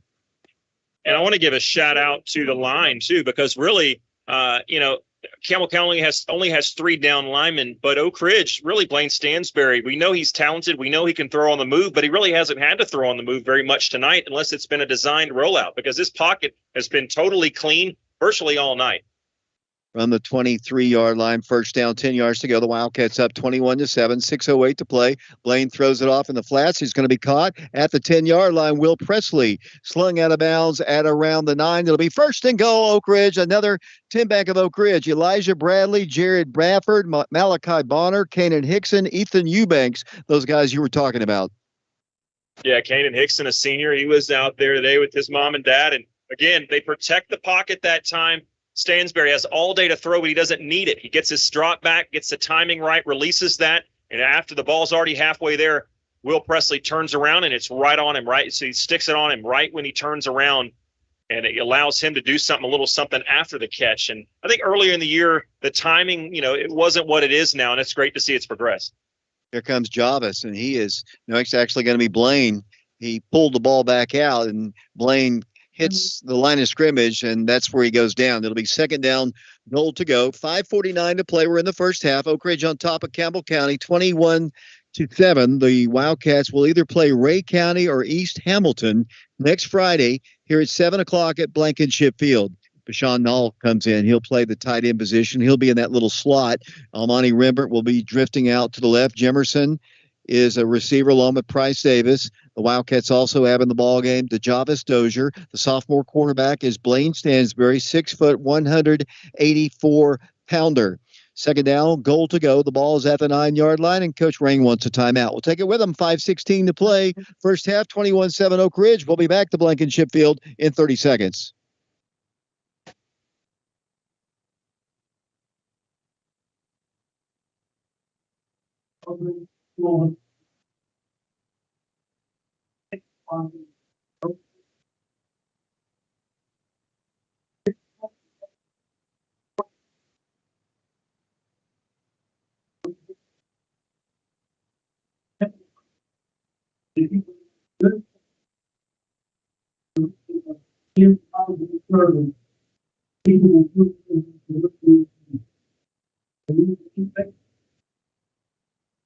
Alex, I believe you have a score of interest.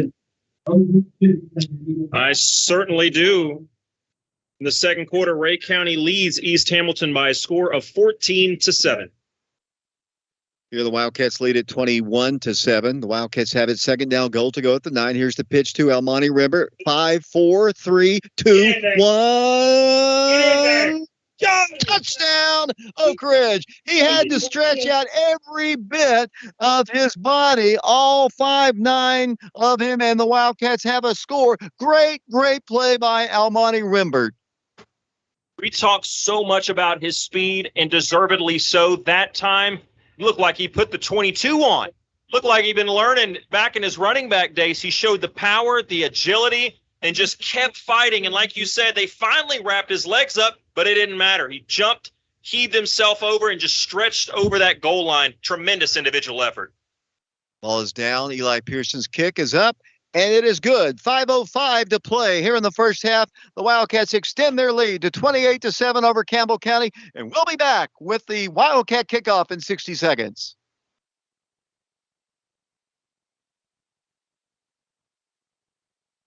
John B. Burgess General Family Dentistry is a proud supporter of this broadcast and Wildcat football.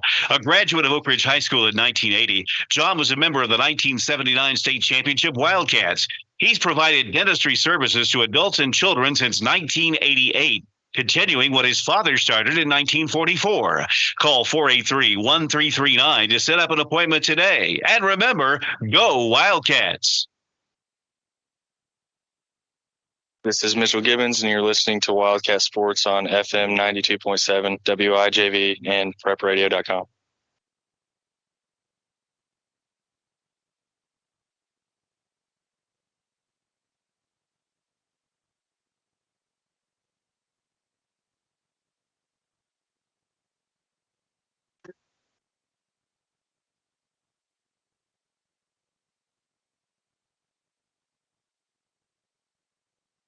And we appreciate Todd Fox and all of our sponsors who've been with us throughout the course of this football season. It's hard to believe, Alex, this is game number 10. Yeah, I mean, football season always goes by too quickly. The summers are long, the falls are short, but this one in particular has just flown by. Another touchback there by Eli Pearson, and he is really into drilling these tonight. Great first half of ball. The Wildcats, you can see Campbell County's got some players, but they just don't have the speed that Oak Ridge has. No, they don't. And really, that's where Oak Ridge has hurt him is getting on the outside, whether that's in the pass game or the throw game, the throw game or the run game. Even when they've run the ball, yeah, maybe it starts in between the guards, but immediately Oak Ridge is bouncing things outside. They've seen it on tape, and it's pretty clear a speed differential for these two teams. So Campbell County back on offense. First down, 10 yards to go. Landon Hensley, 6'1", 178-pound junior quarterback. His team now down 21 points. There's a screen pass going to be caught. The Wildcats make the stop after a gain of about 5. That's junior Adams out there once again. Strong arm that time. I saw a lot of red shirts, but he was able to kind of squirt forward for a gain of 5. It'll be second down, 5 yards to go. 4:48 to play first half. Yeah, and you can see, I mean, the timing, he's got arm talent, and at times this offense looks like it's going to really start clicking, but then they'll just have a little bit of an overthrow or maybe a drop pass or a penalty, just not quite as in sync as you need to be in order to sustain drives when, they've got and shown the ability, David, to move the ball, but they don't seem, because of that speed, they don't have that over-the-top ability to beat you with the long play, and they haven't been able to sustain drives.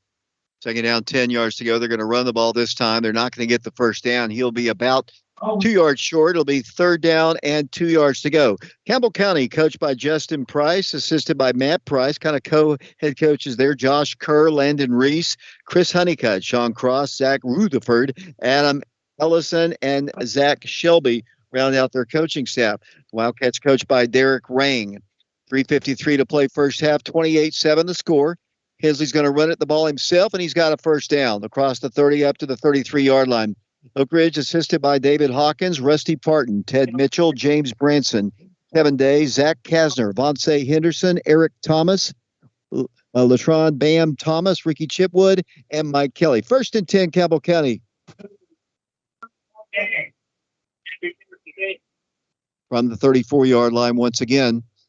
I know in past years, Campbell County's defense has really struggled, and they really have here tonight. But as you can see, as typical Price team, the offense is very potent. Quarterback's in a lot of trouble. He's going to be sacked back at the 31-yard line. The Wildcats had a lot of shirts around him, and they drop him. Lane Malcody was out there. Vashon, Elijah Bradley, all around the play. Nice play by the Wildcats. Loss of 2. Yeah, nice play. Looked like Lane Malcody was involved in that one as well. And Hayden and Lane, both seniors, getting involved in this one. And look who's walked into the Prep Radio studio. It's Nick Suttles, the birthday boy. He's almost as long of a Prep Radio crew member as you and Mike, Dave. Yeah, Nick started working with us way back when he was about I don't know, 13 or 14 years. And I'm not going to tell you how old he's going to be tomorrow. Happy birthday, Nick. Once again, they're going to pass. Here's this pass. It's going to be caught. The Wildcats try to make the stop, and they do. It looked like Dane Hartwick is going to make the stop. I think for the Wildcats, that is the case. He moves the ball forward. They just don't have a lot of speed. That's the big key right now in the ball game. He says, "Thank you very much, Dave." And you're right.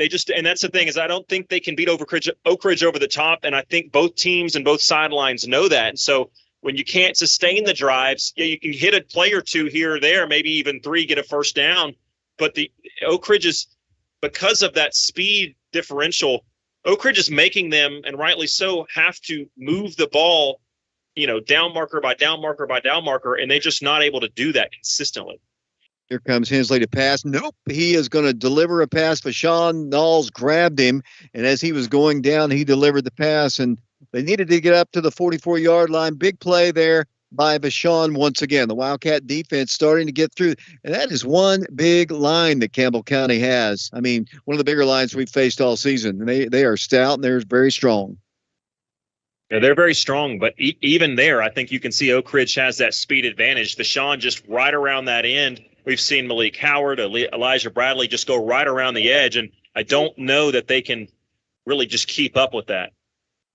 Once again, they're going to punt it. Little quick pick that time. They were not in a punt formation, and nice play there by Campbell County. They execute it well, and the ball rolls dead down at the 24-yard line, and that's where Oak Ridge will take over with 91 seconds to play, leading 28-7.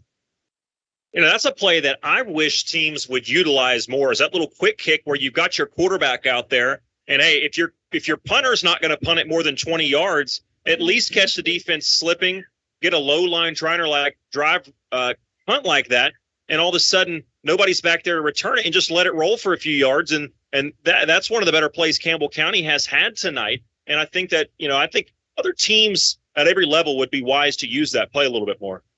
Lane's going to pass on first down. Is going to go across the way. Wide open man, 40, 45 to the 50-yard line. Spinning his way, Vashon Knowles for a 10-back of Oak Ridge first down. Vashon had 2 great catches last week. That time he was open on the Campbell County sideline. 1st and 10 Wildcats. Yeah, Vashon's showing me something I haven't seen out of him, which is, we know he can make good catches. We know he can run straight line. That time, throwing a little juke move, a little hesitation move in there, and actually tried to spin out of that tackle. That's very interesting. I didn't know Vashon had quite that much in him. From the 49-yard line, Dozier, 45, 40, breaks a tackle, picks up another 10-back of Oak Ridge first down, and dives forward to the 38-yard line. Let me tell you, for those people who are watching our stream or listening to our radio broadcast, we talk about Vashon Knowles all the time as we have 50 seconds to go in the first half. Not only is he a great football player, he is an incredibly nice young man. One of the finer people I have met on this football team in a long time. And I hope some college coach out there finds number 0 there and puts him on his roster, because not only is he a great football player, but he is a great citizen and a great ambassador for Oak Ridge High School. Love that guy.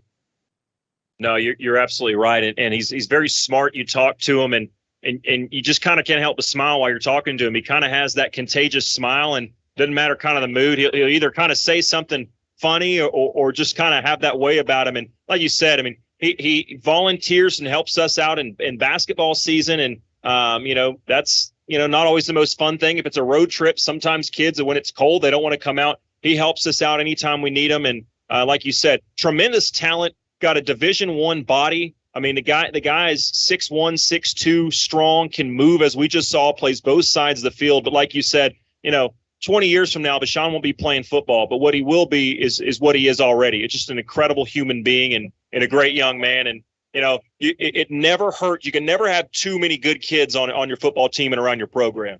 And let me tell you, this program is loaded with great kids. Wildcats have the ball at the 38-yard line. Blaine's going to pass. He looks, breaking down on him. Pass is going to be a little bit – well, it's a high pass on the sideline, the short side of the field to Almonte, but they had good coverage. It'll be 2nd and 10. Stops the clock with 35.8 seconds to play in the first half for the Wildcats, leading 28-7. Remember, at halftime, we'll have the Madison Insurance Group halftime show. Mark and Sean will have stats. Mike will have the scoring summary. And Alex, I'll let you handle a lot of those duties. You know me, I'm getting a little older. It's harder for me to talk as much as I used to, believe it or not. I've only been doing this a few years, but I'll let you all have the Madison Insurance Group halftime show. I will take it away. Ray County, speaking of halftime, and East Hamilton, both of those teams go to the half tied at 14.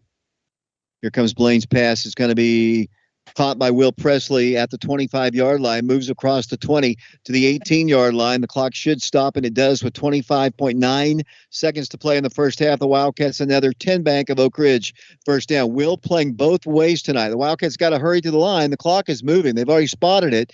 We're down to 20 seconds and counting. The Wildcats are a little bit confused. Let's see if they need a timeout, and they will. Let's take it with them.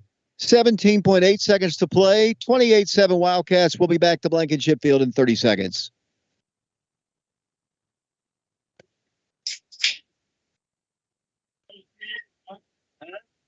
It's football time in Tennessee. We all know what that means. Hometown football excitement is in the air. Our hometown football team, Oak Ridge Wildcats, is sponsored by 10 Bank. 10 Bank helps build our community so we can continue to win together. 10 Bank, member FDIC.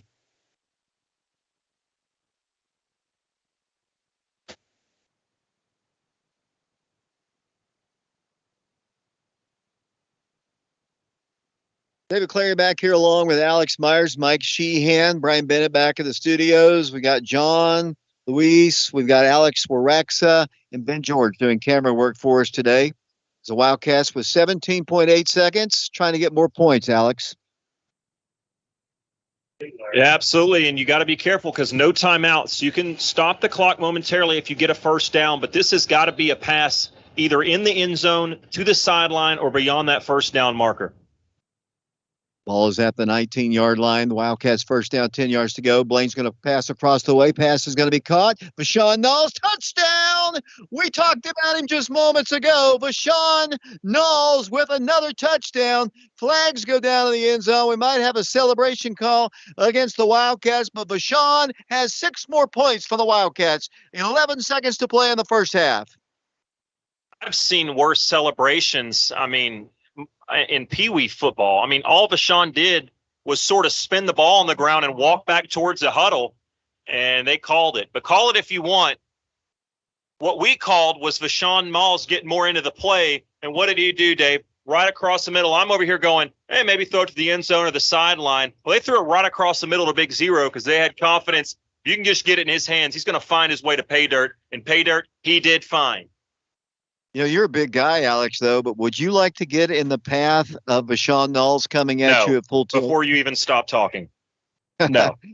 Eli Pearson getting ready. I would look, no offense to our soccer fans listening, I'd look like a soccer player. You just offended a lot of people. That kick is good by Eli Pearson, and Oak Ridge is routing Campbell County. 35-7 the score. We're 11 seconds away from halftime. We'll be back with another Oak Ridge kickoff in 60 seconds. Your pets are part of the family, and the caring professionals at MacArthur Animal Hospital know this, and they put their years of veterinary experience in caring to work. MacArthur Animal Hospital is located at 2190 Oak Ridge Turnpike in Oak Ridge. To learn more or to make an appointment, please call Dr. Paul Sluha at 865-482-1797. MacArthur Animal Hospital is proud to support some other cats, too, the Oak Ridge Wildcats, and they would like to wish them well this season. MacArthur Animal Hospital, proudly serving the Oak Ridge area. 482-1797.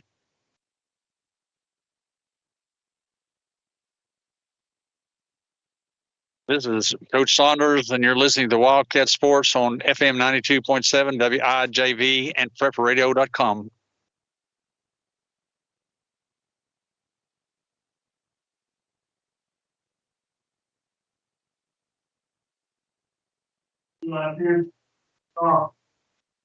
David Clary back here at Blankenship Field, the senior night edition. The Wildcats on top of Campbell County 35-7. Final regular season game of the year. The Wildcats in the playoffs next week. We'll talk about that at halftime. Here's Eli's kick once again.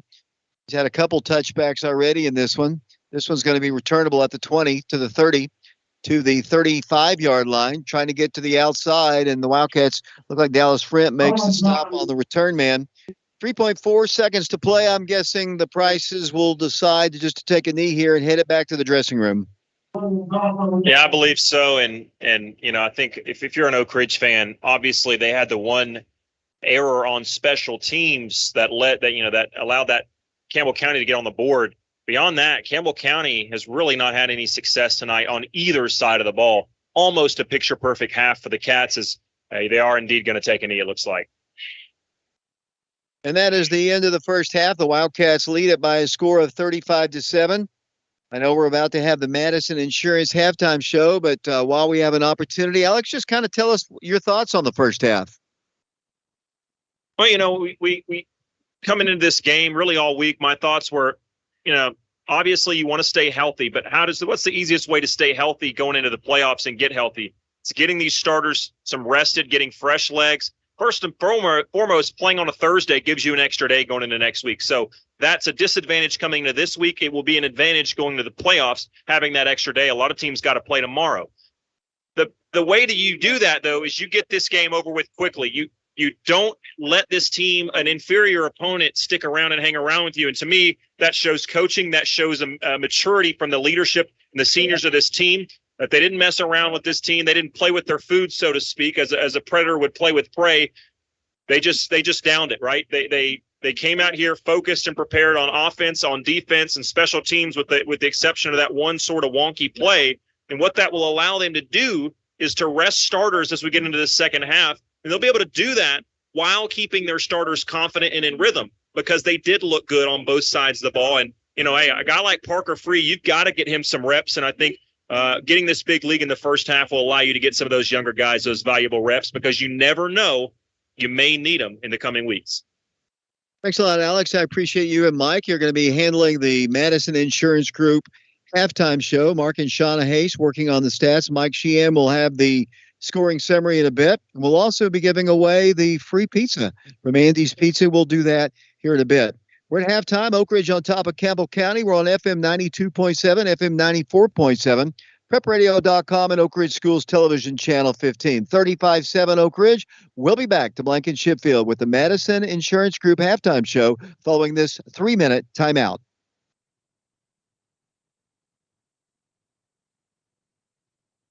Hello, this is Margot Davis for the Old Town Inn, a hidden gem nestled in the secret city of Oak Ridge. Be it a holiday event, a birthday, a baby shower, a family reunion, or your intimate wedding day, we at the Old Town Inn want to celebrate these magical moments with you.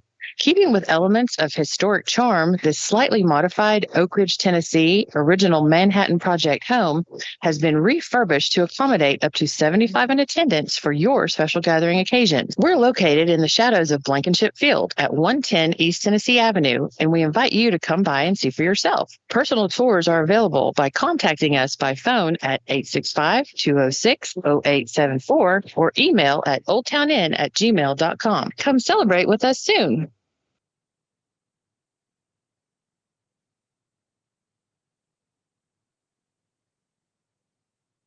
Sexton Automotive of Oak Ridge is proud to be a family and locally owned full-service pre-owned car dealership. You have the option to take your vehicle anywhere for collision repairs, and we will work with your insurance company. Sexton Automotive of Oak Ridge is a Napa Care Center, and our service department is here for all your automotive maintenance and repair needs. Our rental fleet offers a variety of vehicles from economy cars to passenger vans. Get your next in at Sexton Automotive of Oak Ridge, Elizabeth Beard, ORHS Classic 2001. Check out our inventory online 24/7 at sextonautos.com.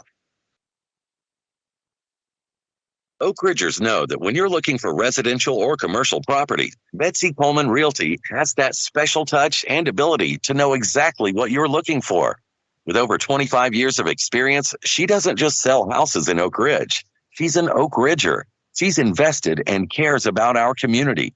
If you're a first-time buyer, relocating, or a senior downsizing, call Betsy Coleman today, 865-220-8881, or online at betsycolemanrealty.com.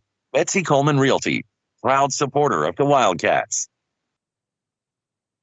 Hey, folks, this is Sammy Sawyer, Senior Benefits Advisor at Madison Insurance Group. If Medicare is right around the corner for you or someone you know, you'll want to talk to one of our licensed agents. Signing up for Medicare can be confusing and come with a lot of questions. We can make the transition seamless, and we will review all your options available to you. If you already have Medicare, we may be able to help you lower your overall expenses. All it takes to find out is a no obligation review. At Madison Insurance Group, our team of senior benefits advisors is ready to help. Just call 865-425-7300. Your future is our focus at Madison Insurance Group. Hello, this is Jim Norman, proud member of the 1979 Oak Ridge Wildcat football team.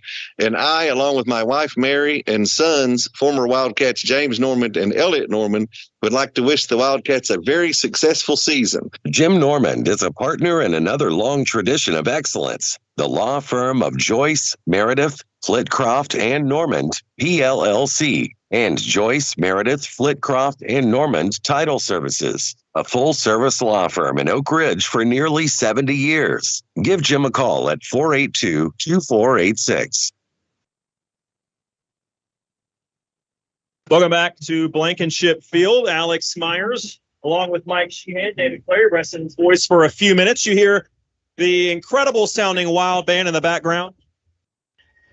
Want to thanks to all of our sponsors, our listeners as well, along with our camera crew today. Luis Rosendo, for the first time all year. We appreciate him and Coach Etheridge helping us. Assistant Athletic Director Coach Etheridge is helping us out, bringing up Lewis as part of the crew. If you're watching the game, you're seeing his camera work. So we appreciate him. We appreciate Alex Waraxa, John Ulrich, Ben George, and Brian Bennett at the station. Now, before we get to Mike Sheehan's first half recap, I have a question for longtime Prep Radio crew member, Nick Suttles. Nick, it is your birthday tomorrow. Do you care to tell us how old you will be? I turned a big 40. Big 40. Now, Nick brought something here to those at home that can't smell the smells we're smelling. He brought something up here about 5 minutes before halftime, and all of a sudden, one of our cameramen, Alex Waraxa, who has not come up during halftime all year, all of a sudden, lurking like a thief in the night, comes up here just like a puppy looking for scraps. All of a sudden, he's hanging around wanting to chat at halftime. And do you think, my question for you, Nick, do you think he's really just wanting to see us, or do you think there's something else? What do you think brought him up here? I think it's that pizza. Think it's the pizza you brought. Happy birthday. Thank you. Mike Sheehan, I'll let you take it for the first half stats. Thank you very much, Alex. What a great first half it was for the Wildcats. Crazy start to this ball game. You know, both teams had possessions and didn't do anything with it. Then on the second possession, the Wildcats, Blaine Stansbury threw a beautiful pass to Will Presley. Presley ran it in from 54 yards out, and the Wildcats went up 6-0 with 5:59 left still in the first quarter. Eli Pearson came in and kicked the ball between the uprights, and the Wildcats led early, but for only 20 seconds, because on the next kickoff, Gavin Owens returned it 95 yards for a touchdown. A true shocker. I just knew they had him hemmed in. He did a great job of eluding tacklers about 3 times till he got all the way to the end zone. And the ironic part of that is he fumbled the opening kickoff. And it went in front of him for about 4 or 5 yards. He scooped it up, and nobody touched him till he got into the end zone. And he fumbled it again, but not before he crossed the goal line, and not before he put the Cougars on the board 6-7. Then Ryan Sanders kicked the ball up between the uprights for the Campbell County Cougars, and the Cougars tied the game up at 7-7 with 5 minutes and 39 seconds left in the first half. Then on Oak Ridge's next possession, Blaine Stansbury threw a 14-yard touchdown pass to DeVaris Dozier, and the Wildcats went up 13-7. Eli Pearson came in and kicked the ball between the uprights, and the Wildcats led 14-7 with 1 minute and 41 seconds left in the second quarter. In the first quarter, excuse me. In the second quarter, with 8 minutes and 45 seconds left, Jarvis Dozier took one off right tackle, broke several tackles, made a spectacular run from a tremendous block by Will Presley. I will not forget that block for a long time. I want everybody, when they see the replay, pay particular attention because that's one of the best blocking jobs I've seen in a long time. But Dozier deserves everything he gets. Great 64-yard touchdown run. Tremendous explosion by DeJarvis Dozier. Eli Pearson came in and kicked the ball between the uprights, and the Wildcats led 21-7 with 8:45 still left in the second quarter. Then about 3 minutes later, Oak Ridge drove the ball down the field on some very crisp passing by Blaine Stansbury. I mean, he threw it out to Armani Embert. He threw it to Bryce Davis, and he threw it to Will Presley. And then they got down to the 9-yard line, and Armani Embert ran one of the most prolific touchdowns I've seen in quite a while. I mean, you don't know what determination is till you've seen this run. He had people hanging all over him. I just knew he was down on the 3-yard line. He broke 2 tackles, and then the third one got him right at the goal line. And what did he do? He dove across the goal line and scored. Tremendous run by Armani Embert to put the Wildcats up 27-7 with 5 minutes and 5 seconds left in the first half.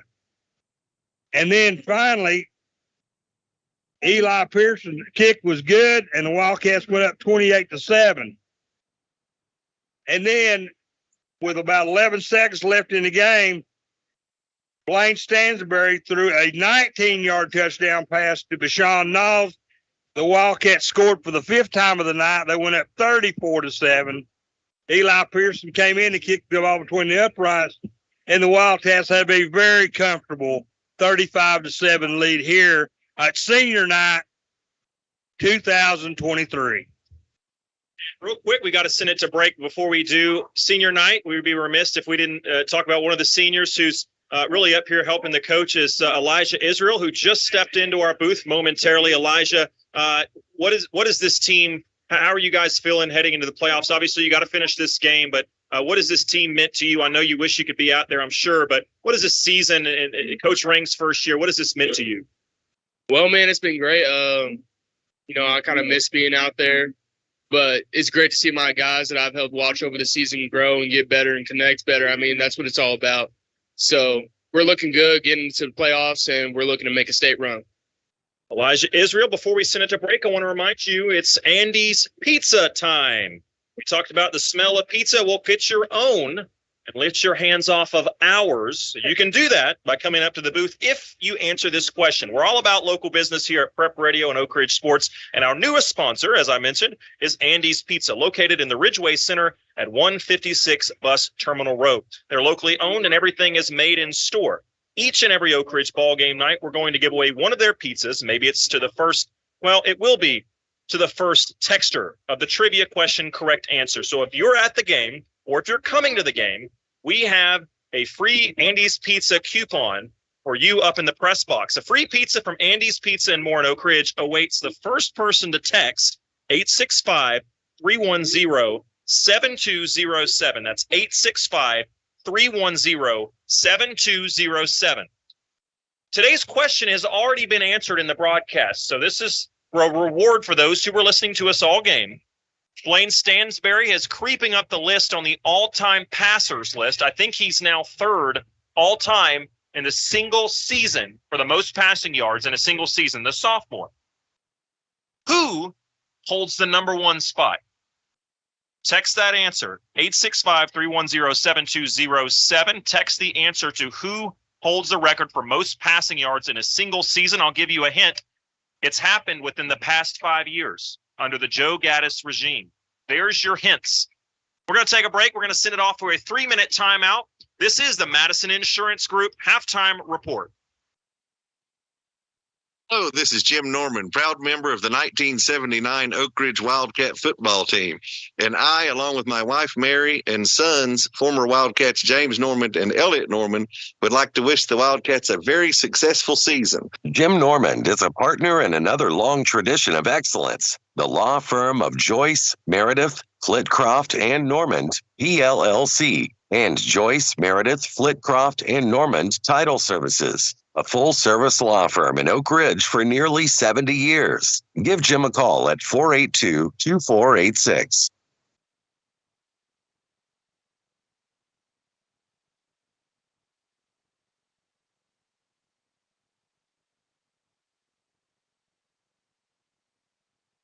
Hello, Wildcat Nation. OBGYN Associates of Oak Ridge is ready to take care of your healthcare needs for women of all ages, 13 and above. We specialize in gynecological, family planning, wellness care, prenatal care, and pregnancy-related issues. We welcome Coach Rang to Oak Ridge and introduce you to our new team members, Dr. Michael Domina and Dr. Ryan Williams. They are joined by Dr. Antwilin Sansis, Dr. Catherine Hayes, and Dr. Michelle Tate. To round out our team, we are joined by nurse practitioner Regina Dill, Liz Trabalka, and physician assistant Angie Adkison. These trained and board-certified professionals are ready to assist with your healthcare needs. Please call 865-483-7415 to make an appointment. We offer appointments Monday through Fridays. Conveniently located in Physicians Plaza, which is connected to Methodist Medical Center. We are proud supporters of Oak Ridge High School athletics. Roll Wildcats, roll. Dr. Bill Linehan has patient care as his highest priority in his longtime Oak Ridge dental practice. Dr. Linehan has specialty training in crowns, bridges, partials, dentures, and implants. All your cosmetic dental needs. A Delta Dental Insurance provider. Dr. Linehan's office is located at 400 Laboratory Road, Suite 104. Now accepting new patients, so call today for your appointment. A caring professional with your smile in mind. Dr. Bill Linehan, 482-1731.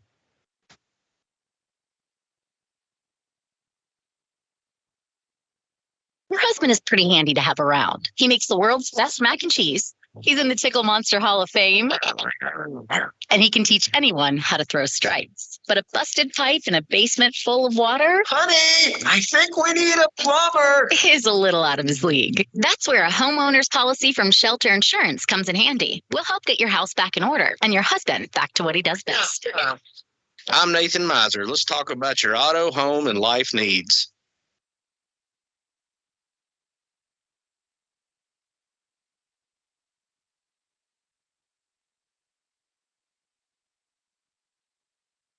This is Mitchell Gibbons, and you're listening to Wildcat Sports on FM 92.7 WIJV and prepradio.com.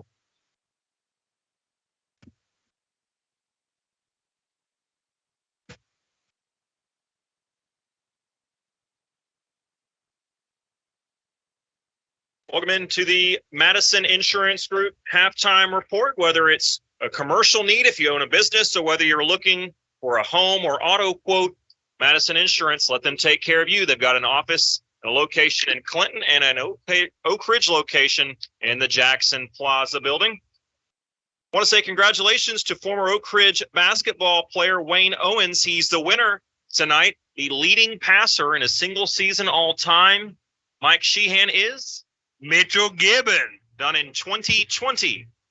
That was, of course, the year that Oak Ridge went all the way to the state championship and played for it in Cookeville. Before we go to our first half stats to Mark Haste, I do want to kind of heed the clarion call, the David Clarion call, if you will. We need help. In order to get these games broadcasted over the stream, we can do them over the radio. We've already, thanks to ad sponsors and generous donations, we've got that covered.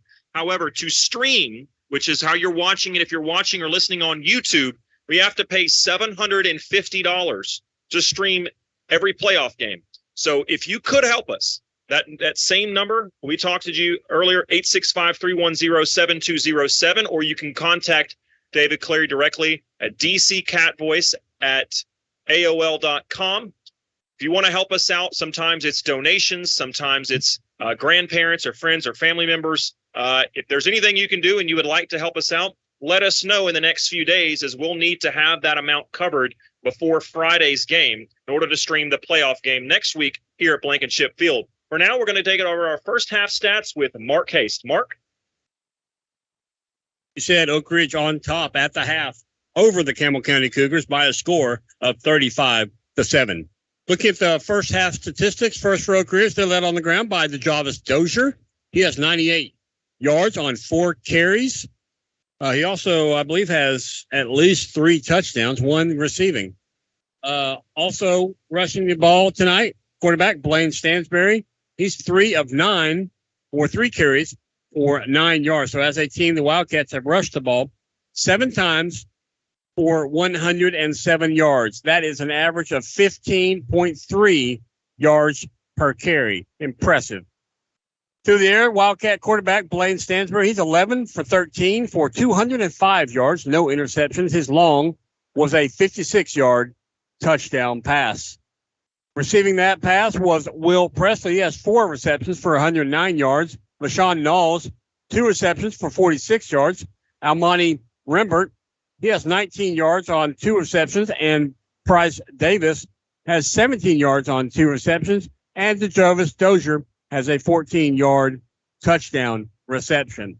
So as a team, Wildcats, as I said, on the ground, they have 107 yards on 7 carries. They have 205 yards on 11 receptions for a total offense tonight of 312 yards in the first half. Wildcats have earned 9 first downs in the first half. They've been penalized 4 times for 45 yards. Now looking at Campbell County, they're led on the ground by their rusher, Gavin Owens. He has 8 carries for 17 yards. And their quarterback, Landon Hensley, has 6 carries for net minus 4 yards. Now, unfortunately, he would have had positive yards. He probably would have had 1 yard, but because he downed the ball there to conclude the first half, he got minus 5 yards there. So, like I said, 6 carries minus 4 net. Through the air, Landon Hensley, 12 of 16 for 81 yards. His long is 16 yards. Receiving that 16-yard pass was Luke Lindsay. He has 2 receptions for a total of 31 yards. Gavin Owens, 7 receptions for 28 yards. Gabe John has 17 yards on 2 receptions. And KJ Chadwell has a 5-yard reception. So, as a team, the Cougars have 13 yards on 14 carries. That's 0.9 yards per carry. Contrast that to Oak Ridge's 15.3 yards per carry, and you can understand the score. Through the air, the Cougars, Landon Hensley, the quarterback, he's 12 of 16 for 81 yards, as I said. So as a team, they have 13 yards on the ground on 14 carries. They have 81 yards through the air on 12 receptions for a total offense tonight of 94 yards in the first half. They have 7 first downs. They've been penalized twice for 20 yards. So looking at teams side by side, rushing yards, Oak Ridge 107, Campbell County 13. Passing yards, Oak Ridge has 205, Campbell County 81. Total offense, Oak Ridge with 312 total offensive yards in the first half, Campbell County 94. First downs, Oak Ridge has 9, Campbell County with 7. Penalties, Oak Ridge has 4 for 45, Campbell County 2 for 20. Again, this is Marquez, where at the half, Oak Ridge leads the Cougars of Campbell County by a score of 35-7. And we'll be back after this 2-minute timeout.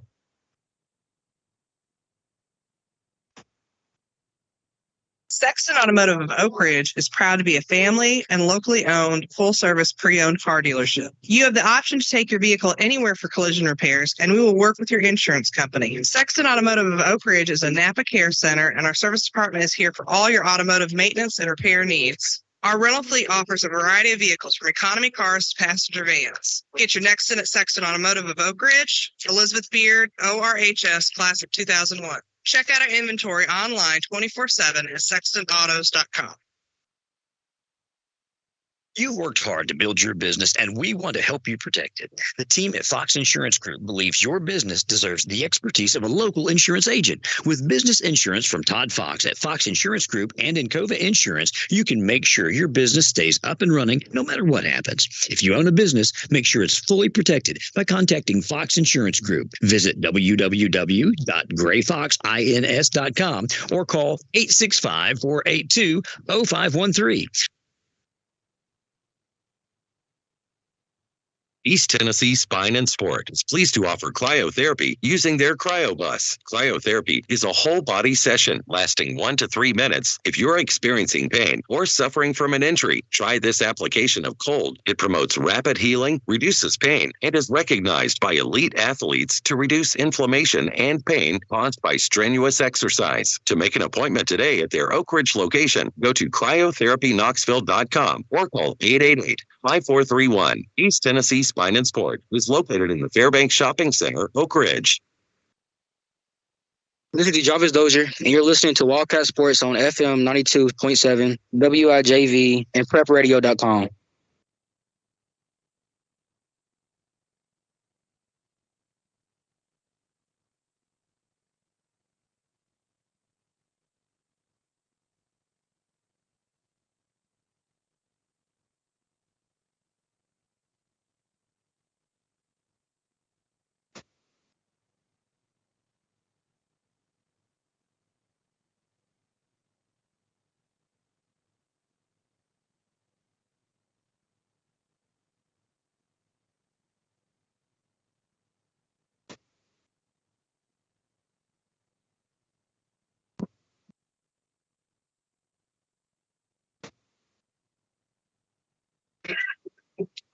Welcome back to Blankenship Field. Alex Myers, Mike Sheehan, as David Clary prepares to join us as we get set for kickoff. They did add 3 minutes to the halftime, as usual. And quickly want to go through a few scores of interest. Bradley Central on top of Bearden, 32-14. Bradley Central, really good football team this year, a lot of talent. Halls 28, Central 14. Powell on top of West 10-7. And East Hamilton and Ray County still tied up. It's all knotted up at 14 apiece. David Clary, here's the kickoff. And welcome back here as the kickoff is a little squib kick once again. It's going to be fielded by the Wildcats and returning the ball to the 40 to the 45-yard line. Once again, as the Wildcats will have great field position. Nice return this time by Riker Arms. First and 10 Wildcats. Great return right there. And Riker, we've seen he loves to get an opportunity on special teams when he can. I would not be surprised to see him get more opportunities as if Oak Ridge is able to hold on to this lead, maybe at the running back position. And here come the Wildcats, first down, 10 yards to go. The ball will be at the 47-yard line of the Wildcats. Opening play from scrimmage in the third quarter. Blaine Stansberry at quarterback, 3 receivers to his left. The pass goes to his left, and that's going to be Jarrell Jemerson at the 50 to the 45 to the 40. Another 10 bank of Oak Ridge first down. Moves the ball down to the 33-yard line. Tackled finally by number 28 for them. That is KJ Chadwell, but not before Oak Ridge picks up another first down. Yeah, there's going to be a holding call. They're going to get Will out on the edge right there. It was tough. Will was fighting hard to stay that block, but they're going to say he fought a little bit by grabbing the jersey a little bit. Nice read by Jarrell right there. Again, we've seen him mostly on the defensive side, but that time showing some vision as a ball carrier. Got the pass, and then once he got the ball in his hand, was able to read that block by Will and break it outside. Nice run after the catch, but unfortunately that one's going to be negated by the penalty. One thing Alex, Coach Rang will not be happy about is the Wildcats not playing. They're playing pretty well most of it, but not a clean ball game. They've had several penalties in this one. Yeah, they have. And again, this is, I don't want to say it, but, compared to last year at times, 5 penalties, it's not been a clean game. And I know that's not the standard, but it has been nice seeing much, much cleaner ball games this year. Wildcats from the 40 now. Dozier with it to the 45-yard line, cuts outside 50, 45 to the 40. And just like that, right back to the same spot he goes. It'll be the Wildcats at the Campbell County 38-yard line. DeJavis Dozier moving up on the all-time rushing list. He's a great talent, and we're surely going to miss him next year. Good thing, hopefully we'll have him another 5 or 6 games. As you called it, Riker Arms is going to come in for DeJavis. And Jarvis he's done his job. I think Blaine's done his job at this point. Will, Price Davis, Almani. I think you're going to start seeing these guys start rotating in. And, if Oak Ridge is able to score here, I wouldn't be surprised if this is, one of Blaine's last drives. As the Wildcats come up from the Campbell County 38, 10:34 to play, 35-7. We could have a moving clock here pretty soon. And play is halted. Wildcats come out with their Original offensive line: Elijah Bradley, Jared Bafford, Malachi Bonner, Kanan Hickson, Ethan Eubanks. Wildcats are going to be penalized once again. I'm telling you, Coach Rang wanted a clean ball game. The Wildcats, a few too many penalties, but they've been able to overcome them for the most part. Yeah, they have. I mean, and this is not to talk down to Campbell County because they've shown some talent and they've shown obviously they're well coached, but it's just a talent gap in this one. Here comes Price Davis carrying the ball for a gain of about 2. Gets back up to around the 42-yard line. 10:06 to play. Third quarter action, 35-7. It has really been all Oak Ridge with the exception of that 90-plus yard kickoff return by the Cougars. Other than that, the Wildcat offense and defense has been very, very stout as the Wildcats are going to substitute Tyree Porter. He's going to come back in the ballgame as a receiver. Wildcats with Riker Arms in the backfield. The Wildcats moving towards Jackson Square. If you're listening to us on the radio, hopefully you'll be with us next week as the Wildcats take on either Ray County or East Hamilton in the first round. Handoff Riker. Riker hit, dropped in the backfield. He'll lose a yard or so. It looked like you could see Blaine Stansberry kind of pointing up the middle where that play started. I think he wanted Riker to kind of keep it between the tackles that time. Riker thought he saw something outside and tried to bounce it. You know, I like Riker, and he's going to be a great talent, but that's one thing he likes to do all the time. He likes to bounce it out.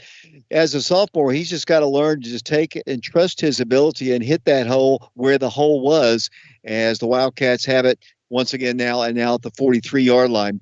Passing situation, Blaine's going to pass it. Pass is going to be incomplete. Intended out there for Will Presley. 8:52 to play third quarter, 35-7 Oak Ridge in the lead.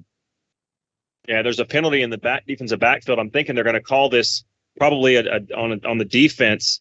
But, you know, hey, we talked about Riker on that last play. I'd like to commend him for his job of picking up the pressure that time. He saved his quarterback from taking a shot, came all the way from the left side near the line of scrimmage, comes way across, and great effort that time to pick up that blitzing linebacker and helps his quarterback out in protection. They're going to wave the flag off, which, you know, I always question when you wave a flag because as an official, you're taught to not throw it unless you see something. So how did you see something and then you didn't see it? I don't know. Yeah. Okay. I'll just let you go with that. Now they jump off sides. And it's going to cost them 5. You know, I couldn't. Well, in basketball, they'd say ball don't lie. But, you know, David, you know, I couldn't. And I do think this officiating crew has been really, really stout start to finish. That being said, you know, I couldn't go an entire broadcast without complaining once. You know, I never complain about the officials. Have I complained about the officials ever in all the years we've done ball games? I think my mic's having difficulties, Dave. Blaine Stansberry to pass once again is going to go deep into the end zone. Passes to Will Presley, and guess what? He is in the end zone for another touchdown for the Wildcats. Will Presley scores a class of 1989 Oak Ridge touchdown, and the Wildcats sophomore has his second score, and the Wildcats rolling up the points on the Cougars here in the third quarter. Yeah, great play, great protection is where that started. Blaine with just a really nice catchable ball. He didn't fire it in there at the weird angle, had it high enough to where it got over the defender. Timing was great, caught it in stride, and Will Presley he's showing off at this point. And to hold. Andy Hudson to snap. Eli Pearson's kick is good, and Oak Ridge all over the Cougars. They lead it 42-7, 8:42 to play in the third quarter. We'll have a running clock. We'll be back in 60 seconds.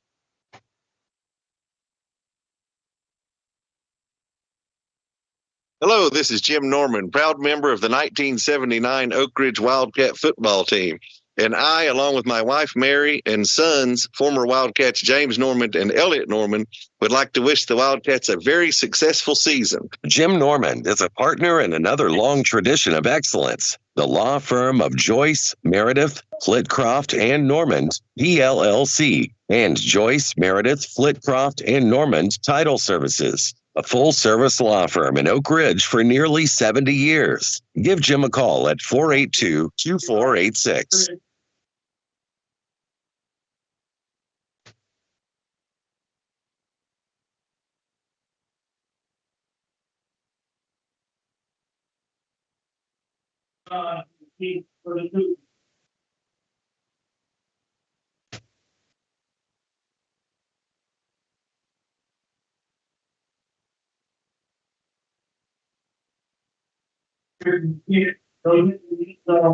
Another touchback by Eli Pearson, and Campbell County will take over. First down, 10 yards to go at the 20-yard line. The Wildcats, let's try to check some of these numbers coming in, because I know we're going to have some younger kids get into the ballgame, and I know their grandparents are watching.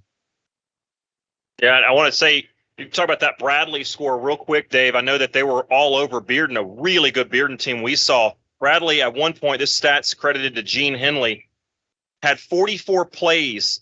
Bearden had only run 20. Wow.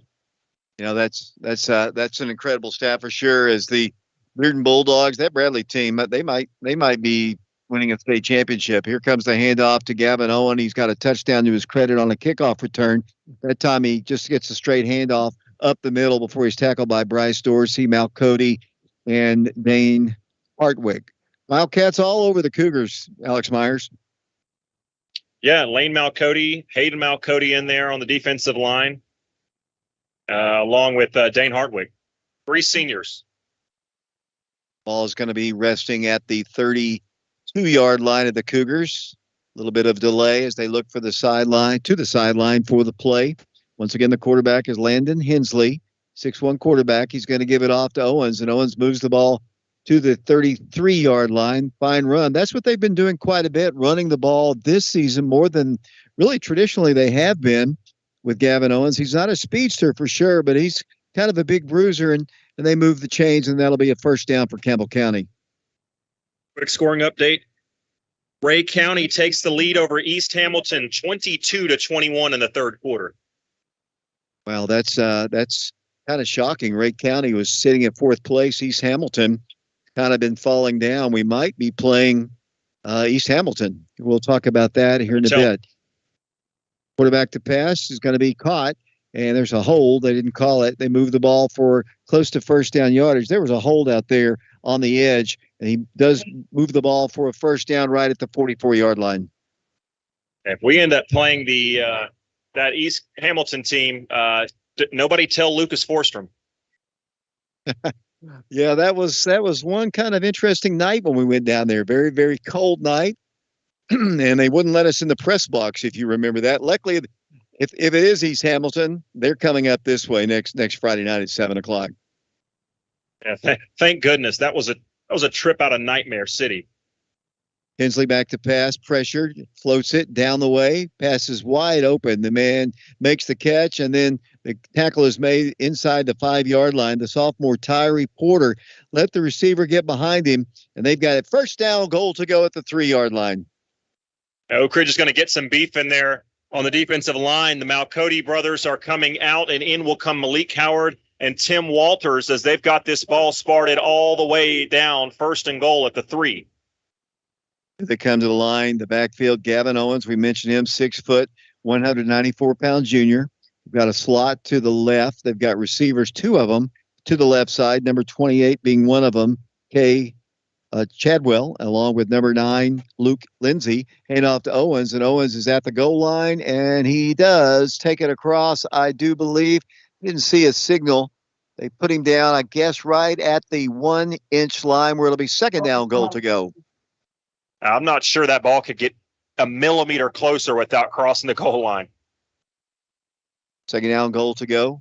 Hand off to Owens once again. This time, no question about it. Touchdown, Campbell County, with 5 minutes and 26 seconds to play in the third quarter. The Cougars are on the board. It is 42-7. That is the score until now, and it's 42-13, and they go for the extra point. And so Owens, you look at it, all the hoopla about this passing attack, and he's got their only points of the night. He's got a touchdown via kickoff return and now a touchdown rushing. That was set up by a pass, but Owens, pretty good ball player. And indeed, they go for the extra point. It is up, and it is good. 5 minutes, 23 seconds to play. We're in the third quarter. Oak Ridge on top of Campbell County, 42-14. We'll be back with the Cougar kickoff in 60 seconds.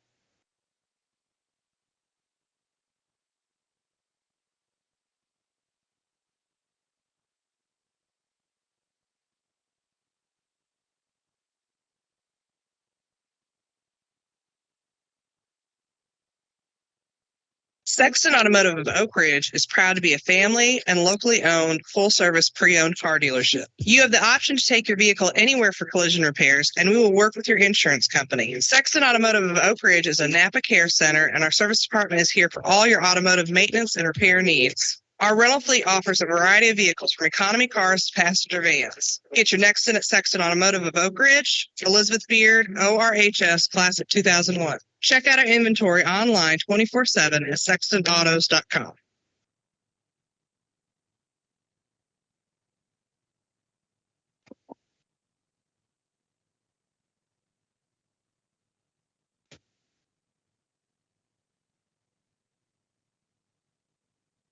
David Clary back here along with Alex Myers and Mike Sheehan, along with a host of camera guys and Brian Bennett back at the station. Senior night here at Blankenship Field. The Wildcats on top of Campbell County, 42-14. Campbell County kicking off, and once again, it's an onside kick. Takes a nice convenient hop, and the Wildcats recover it at the 49-yard line. The ball just popped up perfectly, and it was easily taken down by Adam Washington. The Wildcats will take over. First down, 10 yards to go.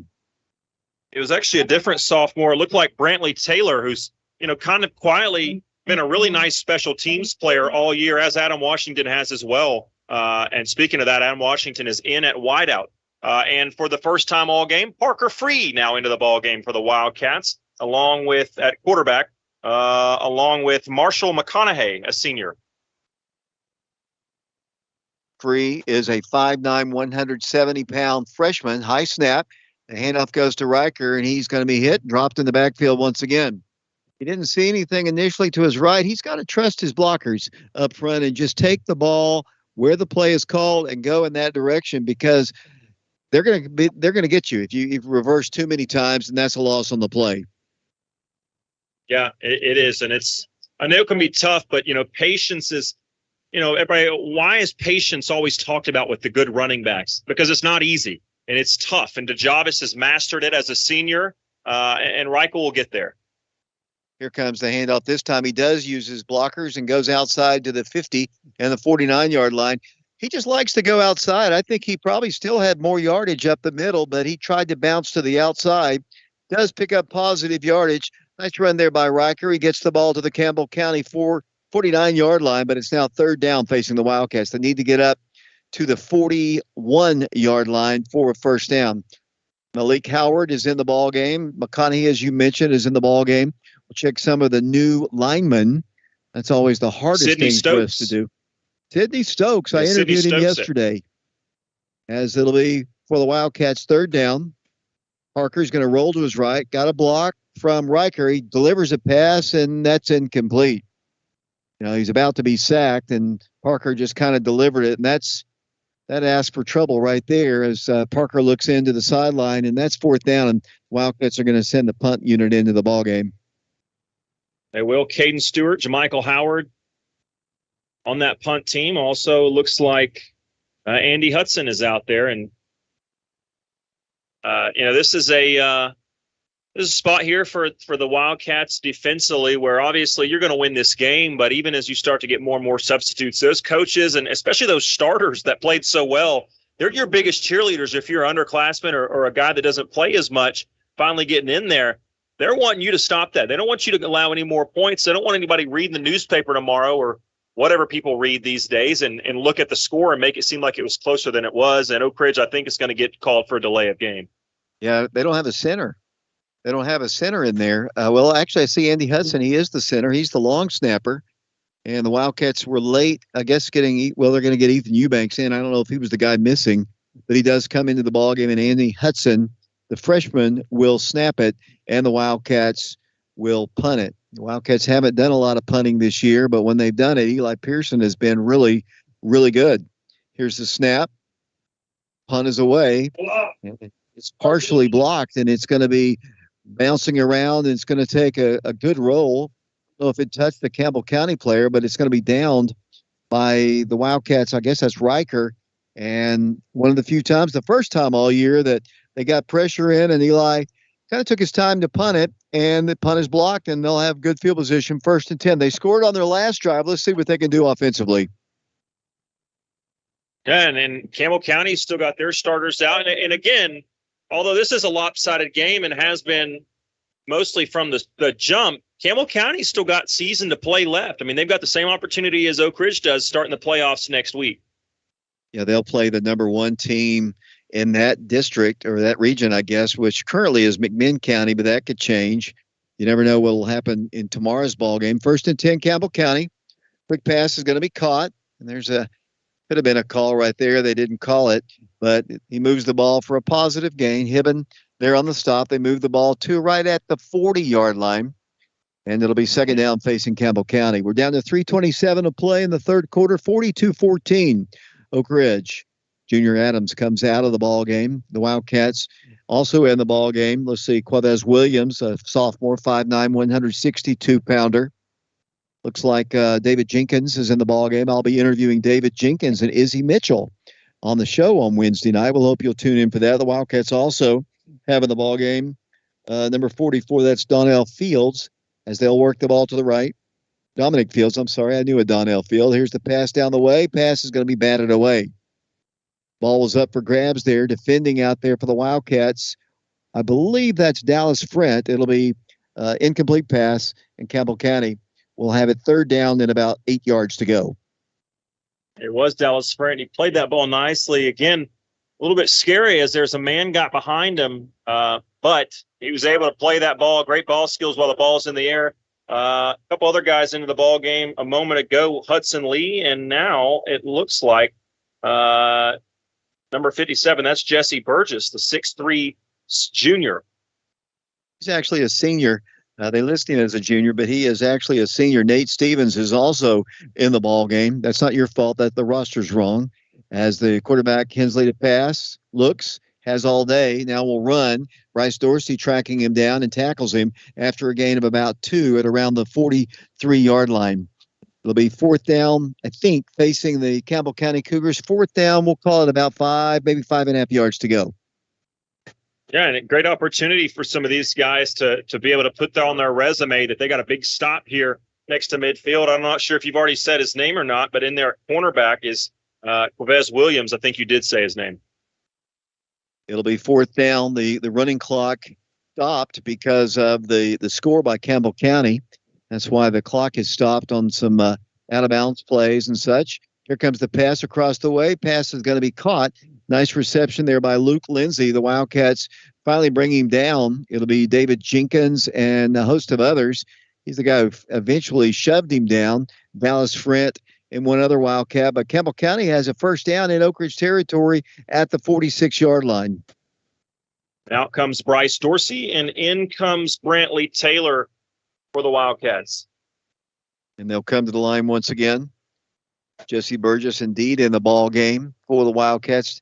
TJ Hibben hadn't played in a couple weeks. We talked about him. Dallas is still in the ball game. Wildcats have, for the most part, young guys in. Dominic Fields, I mentioned him. Hensley's got a pass. Fires a little floater. It's going to be caught at the 30, 25-20, and down to the 15-yard line before Williams makes the stop. He was wide open in the flats, and these young guys trying to get their coverage, but Campbell County picking them apart with their starters against our young guys. Yeah, they got their starters in, and the Price, their offense, the Price twins as coaches, their offense can give you a lot of eye candy. That time they had one receiver going from left across the middle deep and another one coming out in the flats, and between those two routes, Oak Ridge's defenders kind of got distracted by those, and they lost the one guy that was running wide open down the sideline. Nice play design, and it tricked the youngsters for the Wildcats. Under a minute to play, third quarter. Hensley to pass. Pass is going to be caught. And the Wildcats try to make the stop, and they try to get Dallas Frent to push him out of bounds, and he does. Right around the 11 or 12-yard line. The Wildcats had a couple guys trying to stop him before he got that far. He's shy of a 1st down by about 2. As the Wildcats continuing to substitute, Lane Malcody comes back in the ball game. They've got the ball at the 7-yard line. They need to get to the 3 for a 1st down. Hensley is the quarterback. The backfield consists of Gavin Owens, who's had a fine ball game. They need to get just inside the 5 at the 4. And it's going to be Owens in the end zone. That's a touchdown. Wildcat young guys giving up some points here. And it's now 42-20. The score with 17.2 seconds to play in the third quarter. That's tough. It's again starters playing against our backups. It's no excuse, but certainly does make a difference. And credit Campbell County, they put a nice drive together. Really, their probably best looking drive, start to finish, happened to kind of move the ball successfully downfield, and they did so that time. Here's the extra point attempt. It's up, and it is good by number 20, Ryan Sanders. 14.9 seconds to play third quarter, 42-21 our score. We'll be back with a kickoff in 60 seconds. K. Wheeler Jewelers has been a staple of the Oak Ridge community for over 40 years. When you're getting ready to celebrate one of life's biggest moments, you need to head over to South Illinois Avenue next to the Outback Steakhouse. You can choose from over $2.5 million of beautiful inventory. Give the gift of gold, diamonds, precious birthstones, or a timepiece that will never go out of style. When you want gorgeous jewelry at great prices and a 5-star shopping experience, you want TK Wheeler Jewelers. Proud supporter of the Oak Ridge High School football team. Go Wildcats! It's football time in Tennessee. We all know what that means. Hometown football excitement is in the air. Our hometown football team, Oak Ridge Wildcats, is sponsored by 10 Bank. 10 Bank helps build our community so we can continue to win together. 10 Bank, member FDIC.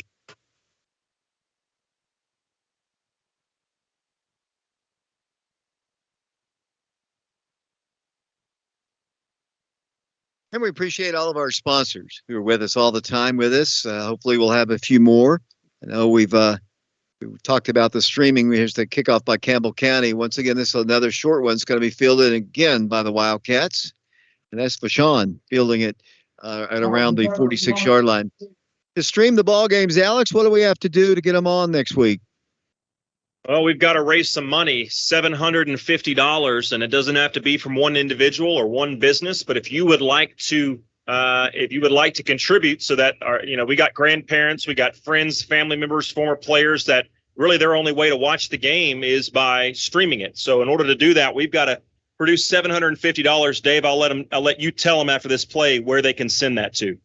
Here comes the handoff this time to Javis Dozier, who's back in the ball game. He moves the ball into Campbell County territory at the 48-yard line, and that is the final play of the third quarter. We'll hold it right here. We already have a donation from Susan Steck. She's watching our ball game tonight in the Midwest. She is Eli Pearson's grandmother. She helped us out a year ago. We have to raise $750 each and every ball game to stream the ball games. So the radio is free, but the TSSAA, Alex Myers, they have to make their money. They're making it on the backs of our grandparents and out-of-state people who are, come accustomed to watching these games. $750 is absolutely the most ridiculous price to have to pay per ball game to stream a ball game. They just think it takes away from the gate. I know we have a lot of people. Sometimes we have upwards of 4,000 people watching the ball game, but most of them are people like Miss Steck who, are watching their grandkids play from someplace out of state, and they can't make it to every ball game. The streaming's been great. The radio's perfect. We love WIJV. They've done great with us, but the TSSAA just has to make their money. Well, I'll say this: $750 is less money than a team we played this year earlier in Knox County that supposedly they're charging more than that even for regular season games to be able to stream at their place. Are you talking about the Foul Panthers again? Interesting. Anyway, Blaine Stansberry's back in the ball game. He hands it off to Dozier. Big hole. Dozier breaks into the secondary. 30, 25, 20. That's going to be another touchdown for the Javis Dozier. Coach Rang brought the big boys, the starters, back in the ball game to just kind of say, hey, yeah, you've scored a few points here recently, but we'll bring our guys back in and we'll see if you can stop him. No way in the world the bulldozer, Javis Dozier, was going to be stopped. That is yet another touchdown sponsored by the class of 1989, and the Wildcats will kick the extra point. And so here's my next trivia question, Dave. When's the last time the Wildcats have put up a 50-burger in a football game?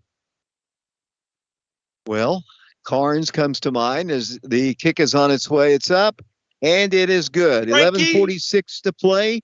The Wildcats up their lead over Campbell County. The Wildcats lead it now by a score of 49-21. We'll be back with the Wildcat kickoff in 60 seconds.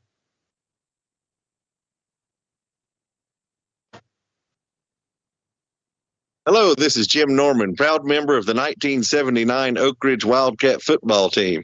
And I, along with my wife Mary and sons, former Wildcats James Norman and Elliot Norman, would like to wish the Wildcats a very successful season. Jim Norman is a partner in another long tradition of excellence, the law firm of Joyce, Meredith, Flitcroft, and Normand, PLLC, and Joyce, Meredith, Flitcroft, and Normand Title Services, a full-service law firm in Oak Ridge for nearly 70 years. Give Jim a call at 482-2486.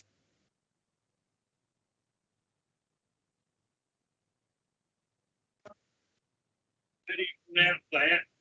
Frankie Orteza, I think. Hey.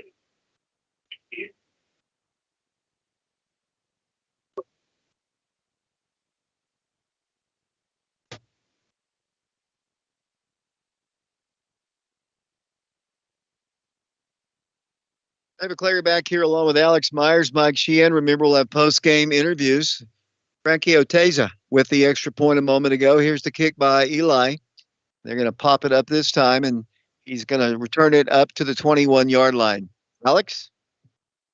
And you know who's almost, other than maybe Frankie's parents and, whoever his friends and family are, maybe even happier than Frankie himself, Mike Kelly. He has talked about him to us earlier in the season, kind of saying, hey, let's get Frankie an opportunity. And he finally got him one tonight. I think he got him one earlier in the season, but Mike Kelly loves that kid, loves his work ethic, and loves seeing him being able to get some credit out there, and seeing Eli Pearson come off the field and kind of dap each other up to Frankie. That's a happy group right there. You asked me when the last time Oak Ridge scored in the 50s. It was last year against the Carnes Beavers when they put 56 on the board, and the year before that as well. Campbell County, quarterback in trouble, breaks a tackle, needs a block, and goes down at around the 21-yard line. The Wildcats, looks like Dane Hartwig coming up a little bit, limping just a bit, as the Wildcats getting some other players in the ball game. Gary Carlisle is in the ball game now.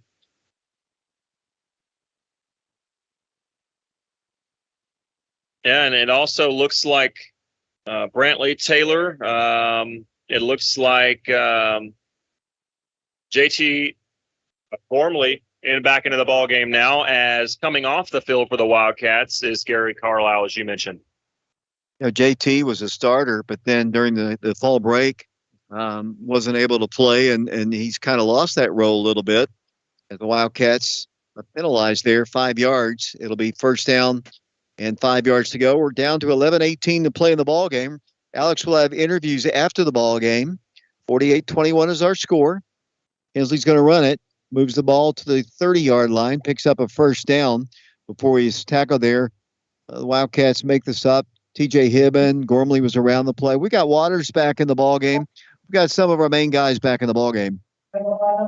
Yeah, some of them are in there. Some of them are still younger guys. To me, not to question the Price brothers, but to question them. You've still got your starters in. I mean, if this was their last game of the season, I get it. Throw everything but the kitchen sink at Oak Ridge. Just try to get these guys some moments. These guys are still playing football next week. Why are they still in this ball game?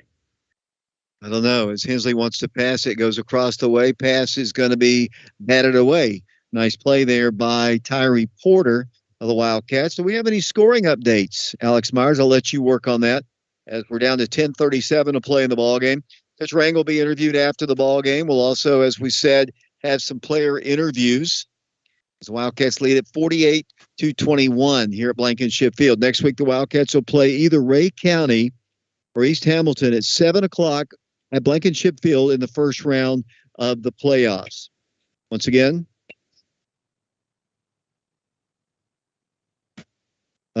Campbell County looking over to the sideline. The ball is at the 34-yard line. They've got receivers left and right as usual. Three-man front. Hensley to pass. Sets it across the middle. Pass is caught. Then a nice tackle made by the Wildcats. Dallas Friend, he better watch it or he might be flagged for excessive celebration. He brings the ball up to the 46-yard line. That is another first down. Powell 17, West 17. Powell was up 17-7. West has come storming back to tie it early in the fourth. Hensley rolls to his left. Pass is going to be incomplete. And the pass is dropped there.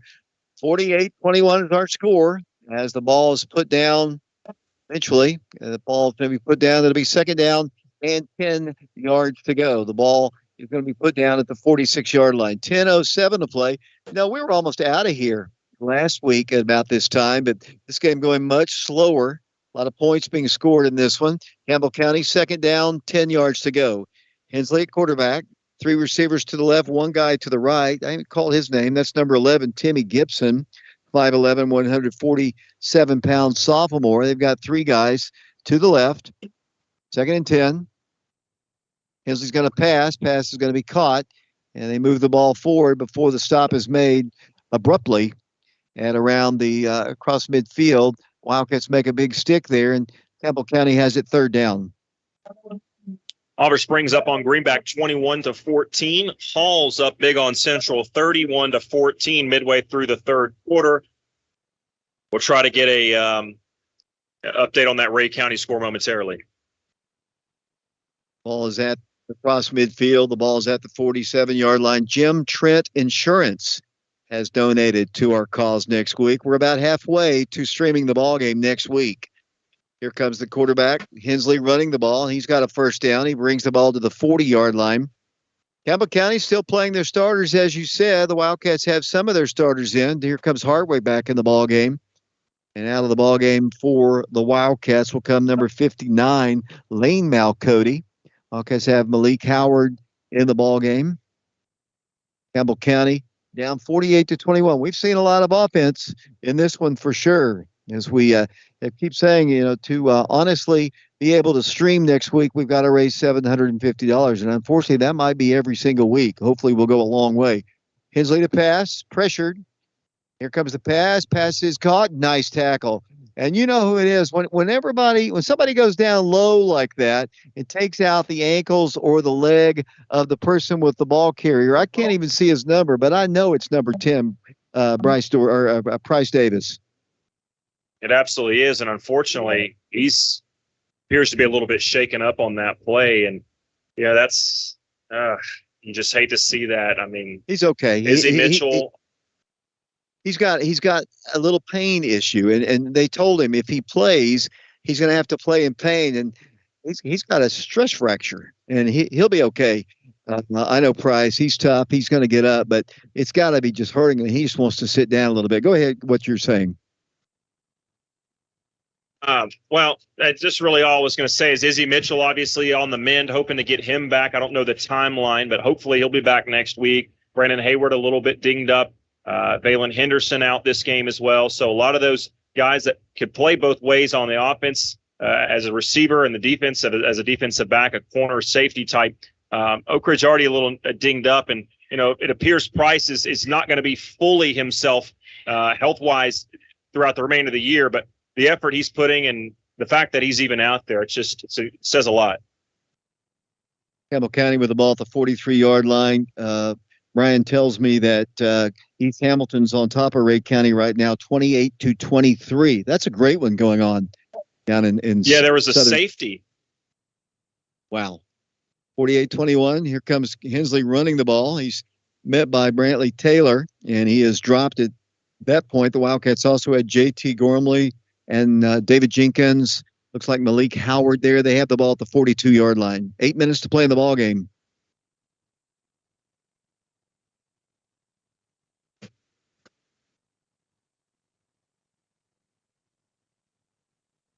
From the 43-yard line, once again, Hensley, 3 receivers to the left side. Here in a moment, Alex will be going down to the field. Brian Bennett's our engineer back at the station. We've got our camera guys on Oak Ridge Schools Television, channel 1082 now. Here's a pass across the way. It's going to be caught. Nice screening action there as they bring the ball for another first down across the 30-yard line. They do a really good job screening their receivers, and that's a nice reception. Gavin Owens out of the backfield, 1st and 10, Campbell County. And that's so much harder to say than channel 15, channel 1082. I mean, it sounds like I'm halfway to a social security number. Ball's at the 28-yard line of Oak Ridge, 7:16 to play in the final game. This is senior night. The seniors were recognized. If you're listening to us or just tuned in late, if you want to watch the senior ceremony, We had that on our stream earlier on our YouTube channel, Prep Radio. 7 minutes to play in the ball game. Hensley runs it, and he moves the ball to the 25-yard line. And looks like we're getting more and more people who would like to make a donation, and we will talk to you. I know we're getting calls and some texts, and I can't answer them right now while the game's going on. But we hopefully will be able to stream next week's game against either East Hamilton or Ray County. I'll let you do kind of figuring what we might have as the scenarios might be. I thought, all along we're going to play Ray County, and we still might. Ray County loses, we're going to play Ray County. But East Hamilton trying to throw a monkey wrench into the whole thing. Clinton was thinking they were going to have to travel to East Hamilton. They might be going to Ray County. Who knows? And who knows what's going to happen with McMinn County tomorrow? That region is not as easy as ours. Hensley rolls to his right, wants to run it, and is pushed out of bounds, almost pushed out of bounds, right around 25-yard line. Gormley, along with Waters and one other Wildcat, maybe Howard there close to it. 6 minutes to play in the ball game, Alex. 6 minutes, and what was a pretty fast first half. It seemed like this half is just dragging. Maybe it's just because I got to go to work tomorrow, Dave. Oh, yeah, it is a Thursday. Balls, they need to get to the 18-yard line for a first down. They've got the ball at the Oak Ridge 25. 48-21 Oak Ridge, 6:05 to play in the ball game. Campbell County has struggled all time against Oak Ridge. The Wildcats have dominated the series. 36-1 is the series lead for the Wildcats. Once again, Landon Hensley wants to pass across the way. Pass is caught once again.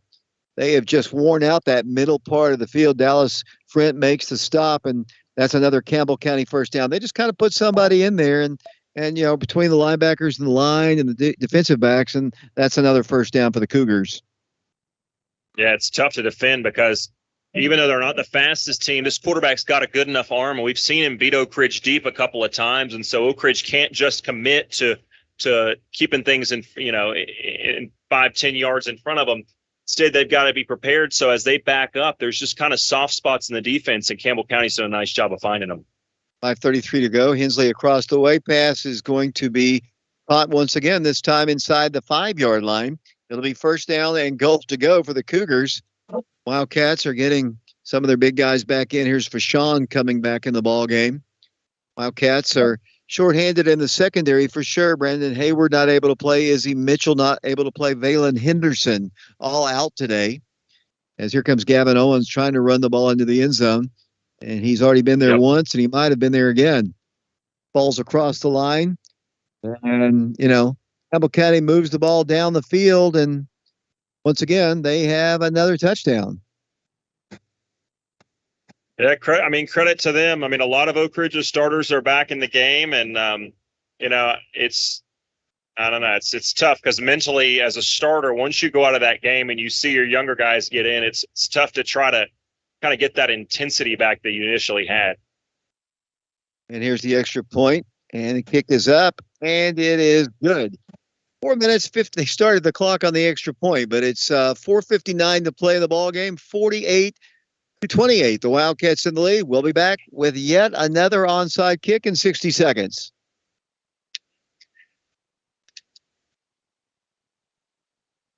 For personal, professional, and affordable accounting services, call Tracy Larrabee, CPA. Tracy's a 1978 graduate of Oak Ridge High School and can help with business, individual, estate, interest, tax accounting services, payroll processes for businesses, small business bookkeeping, tax planning, plus management advocacy services. Call Tracy Larrabee, CPA, 425-7736, or stop by 683 Emory Valley Road, Suite B. Tracy Larrabee, CPA.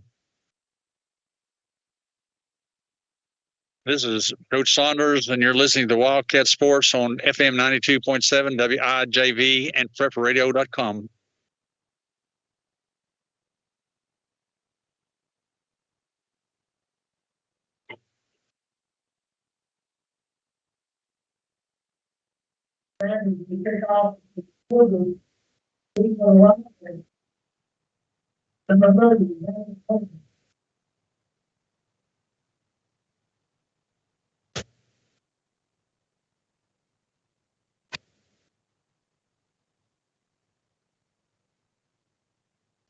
And once again, another onside kick, once again fielded by the Wildcats. Bryce Dorsey comes up with it now. The Wildcat offense will come onto the field. Alex? Yeah, great job by Dorsey right there. As he did a nice job of fielding that. It kind of took a weird hop. It was a nice attempt, but Dorsey did a nice job of judging that off that initial high pop and getting after it, not letting Campbell County get down there and get on it. 49-28. I don't know why I keep saying 48. I don't know. Maybe that's my age, Alex Myers. Or maybe it's how long you've been doing Oak Ridge games. Okay. I saw that coming as the Wildcats take over at the ball's at the 44-yard line. Wildcats are going to hand it off to the running back, and he's going to try to get some running room. Not a whole lot of room there for Jermichael Howard. He's 5'10", 183-pound sophomore. Of course, I haven't forgotten. I think it was Central High School where a guy claimed you had been doing it for 100 years. So to say 49, you can't get mad at me. I'm helping you out.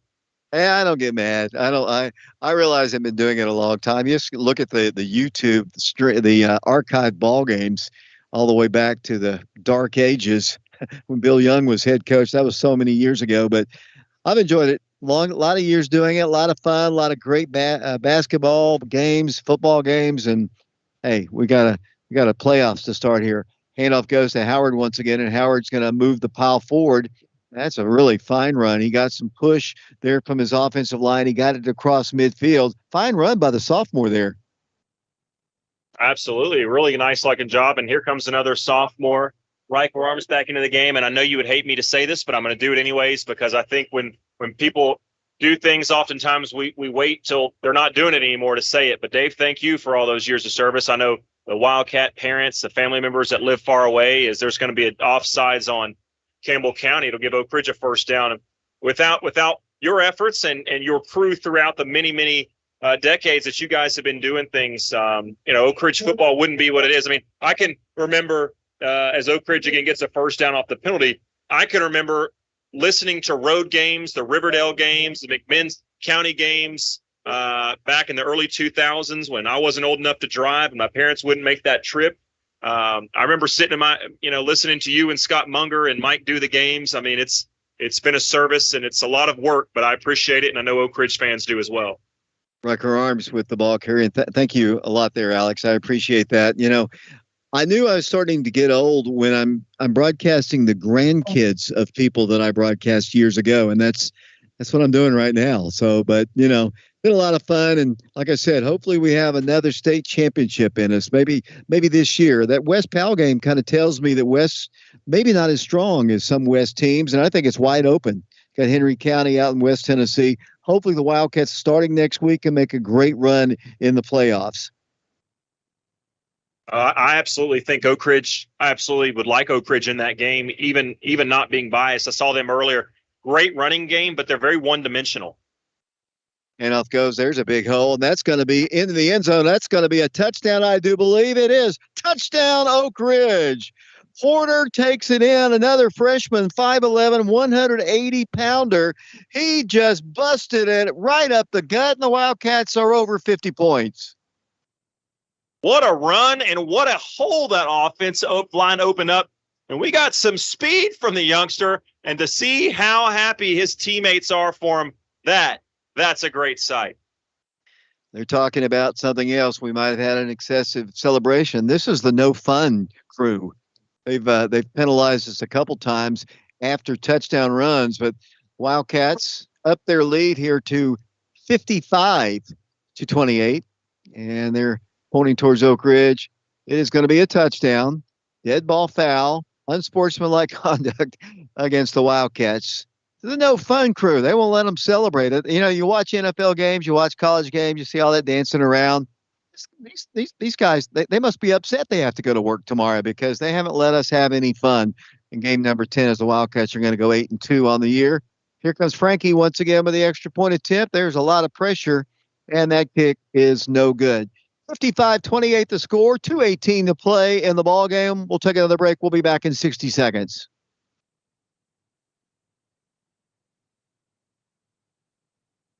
Hello, this is Margot Davis with the Old Town Inn, a hidden gem nestled in the secret city of Oak Ridge. Be it a holiday event, a birthday, a baby shower, a family reunion, or your intimate wedding day, we at the Old Town Inn want to celebrate these magical moments with you. Keeping with elements of historic charm, this slightly modified Oak Ridge, Tennessee original Manhattan Project home has been refurbished to accommodate up to 75 in attendance for your special gathering occasions. We're located in the shadows of Blankenship Field at 110 East Tennessee Avenue, and we invite you to come by and see for yourself. Personal tours are available by contacting us by phone at 865-206-0874 or email at oldtowninn@gmail.com. Come celebrate with us soon.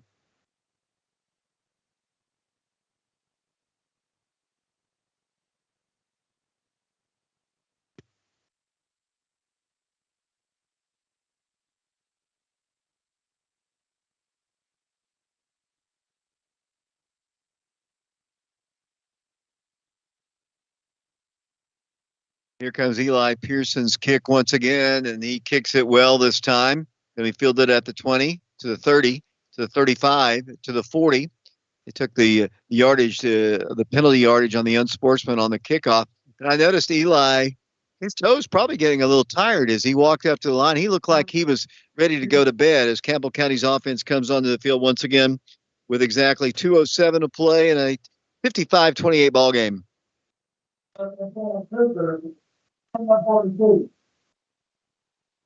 It's one of those things where everybody on both sides kind of knows this game's over and kind of wants, as Ronnie Hayes is down here. But this is, you got to finish this game. You got to play the rest of it. Campbell County with the ball at right around the 42-yard line of the Cougars. 2:07 to play. It has been a high-scoring affair, that's for sure. The Wildcats have scored 50-plus on Campbell County several times. There's a pass play. It's going to be caught. And they move the ball to the 50, to the 45, to the 40. The Wildcats are going to shove him out of bounds. The play is made out there by Oak Ridge's number 87. I think that's Amani Bishop who makes the stop.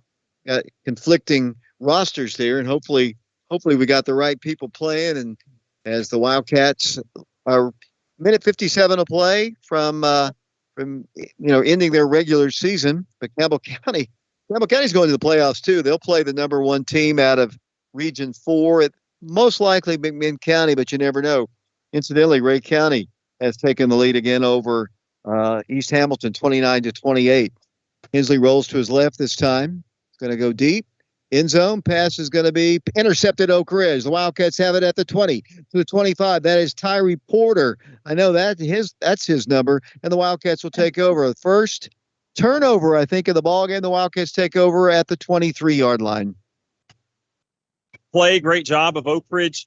Again, I said everybody kind of knows this game's over, but who will be the one to kind of finish this game out? Nice to see the Wildcats defense do that right there. And I just got word that the Hayeses, who give T-shirts to the top performers in their opinion, are going to the Mount Cody boys today. So I'm sure they'll be glad to learn that after the game.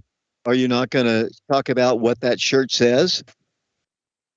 Not on the radio, Dave. Right. This is the 10th time in school history that Oak Ridge has scored over 50 points against Campbell County since the first time they did it back in 1980. Parker Freeze back in at quarterback. The Wildcats will hand it off to the running back, and he's going to cut. That's Howard. He moves the ball close to the 25-yard line. We're down to 95 seconds to play in the ball game, and the Wildcats headed for yet another victory over Campbell County. The Wildcats will go to 37-1. Wildcats will win for the 10th consecutive time over the Cougars, and Wildcats they picked up a goal last week winning the regular season championship. They're going to pick up another goal as well, as they're going to go undefeated in the region as well. New players coming in. Looks like Big Sydney's in the ball game once again.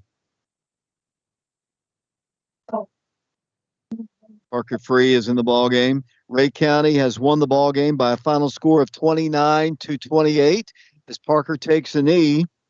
And we're going to get ready for our post-game show as we're down to 53 seconds. The Wildcats are going to be penalized in this one. I'm going to leave it up to you who you want to interview there, Alex, down on the field. I'm just going to tell you that I see Elijah Young in the ball game. He started most of the early ball games for the Wildcats on the offensive line. Kind of got hurt, banged up a little bit. Down to 35 seconds to play. It's another victory for the Wildcats. Oak Ridge will go 8-2. There's the snap to Parker, and he does take a knee. And the Wildcats will close it out, the regular season, and we'll get ready as Caden Stewart's also in the ballgame. The Wildcats will go to the playoffs next week, and they'll play either East Hamilton or Ray County. I think it's going to be our friends from Hamilton County. I think Ray County, with that victory, might have propelled them into the third place spot. We'll play the number 4 team, and I think that might be East Hamilton. Who knows? It was so easy when I was looking at it earlier. But the Wildcats with a big win. They win at 55-28. Alex Myers, your thoughts on the win?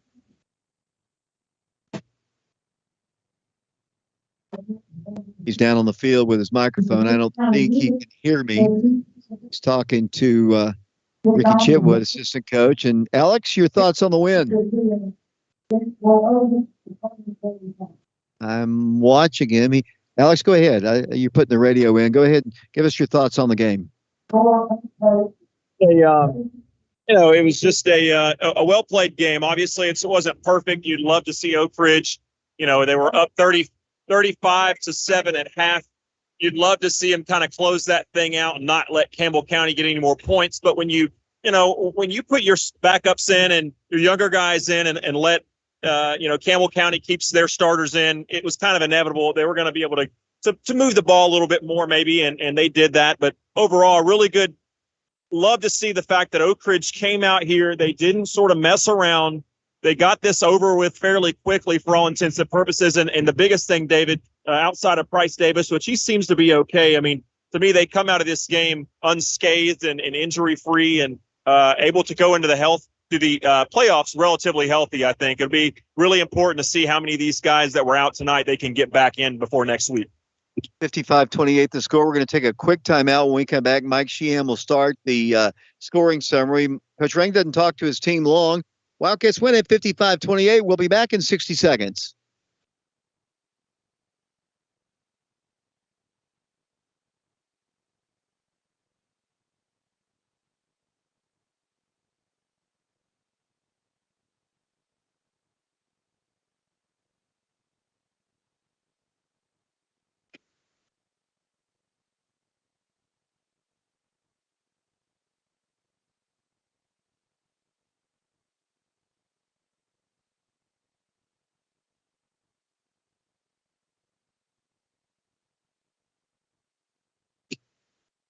Hello, this is Jim Norman, proud member of the 1979 Oak Ridge Wildcat football team.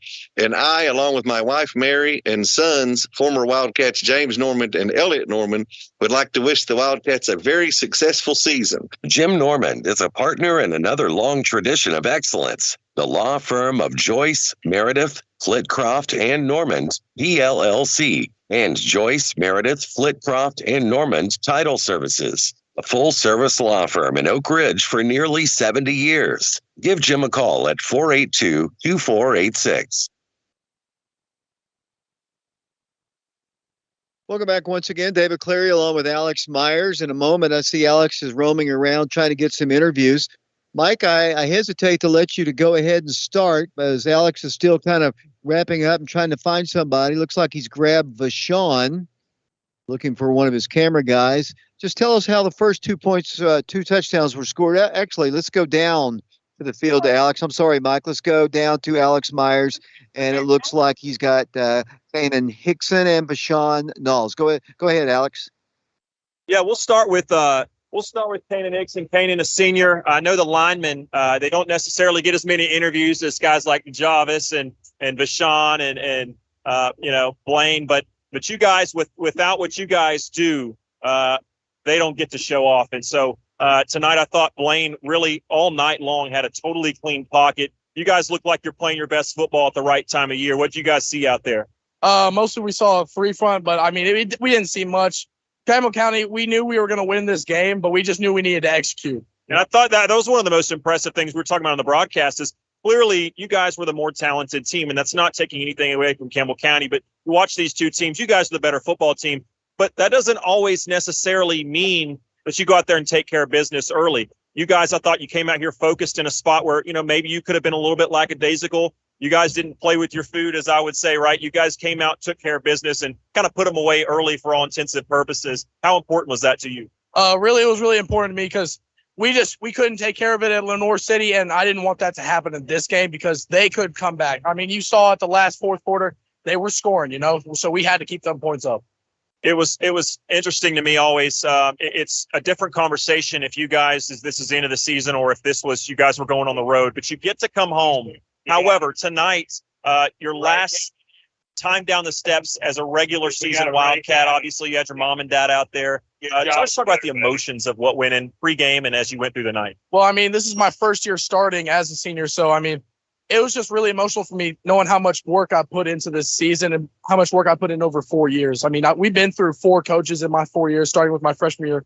I had a freshman coach, but then other than that, they just kept moving through coaches. And it's been really hard for me to make connection, but this year I've really gotten my spot. All the kids, maybe they're on the team and they'll hear this later, or maybe they're in middle school or maybe at the boys and girls club, Maybe they're not playing right now, or maybe they're working to get better. You sat 4 years to get this opportunity. I just want you to tell them, is it worth it? Has it been worth it? I really realized in my sophomore year that I wanted to play this game. However, if I didn't get to play or not, because it's just a love for the game, and you will make it if you try. All right. Thank you so much. Senior Kanan Hickson, congratulations, and let's go get him next week. Yep. Thank you. Vashon's talking to somebody. Well, who's going to be talking to us next? I think Coach Hawkins was coming over to congratulate you, but we're going to steal you away real quick. Vashon, we've talked to you a bunch this year, but on senior night, I know you want to win every game. I'd probably play you in tic-tac-toe, and you'd fight me to the death to try to win it. You're a competitor for sure. However, tonight, did it mean a little extra with the emotions, the pregame festivities? Talk about how that affected you guys. Honestly, I think that it was just like, it's work, you just got to go out here and we got to compete and win the game. Like, no matter the circumstance, honestly, like play every game like it's your last game. Well, I if you go back and listen, which I don't know if you do or not, but I hope you don't get mad at me for saying something I said on the broadcast.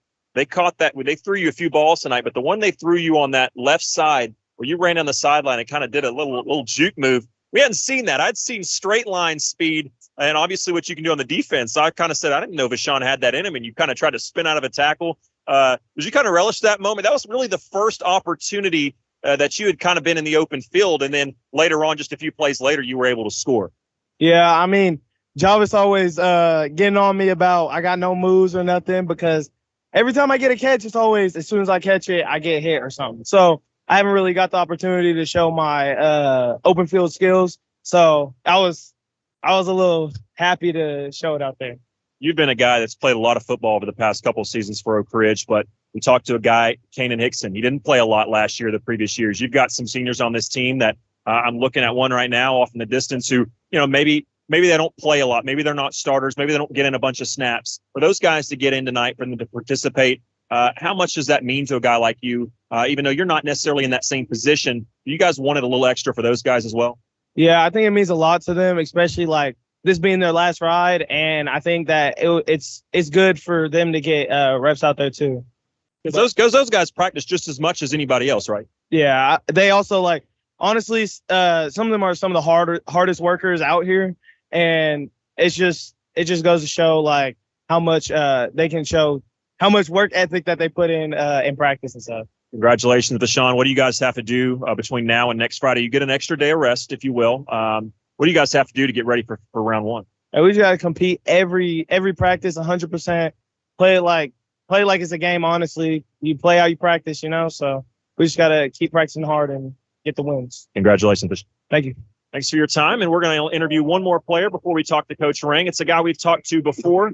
Elijah Bradley here with us, as he's kind of been doing double duty. And we talked about it last week, maybe a couple weeks ago in person. We talked about it on the broadcast tonight as some seniors, you come out here and you kind of are what you are, and it's not a bad thing. But you are a guy who has gotten better and better, and at times been just totally dominant on the defensive side. And you've sort of gotten better as the season has gone along, is what I'm trying to say.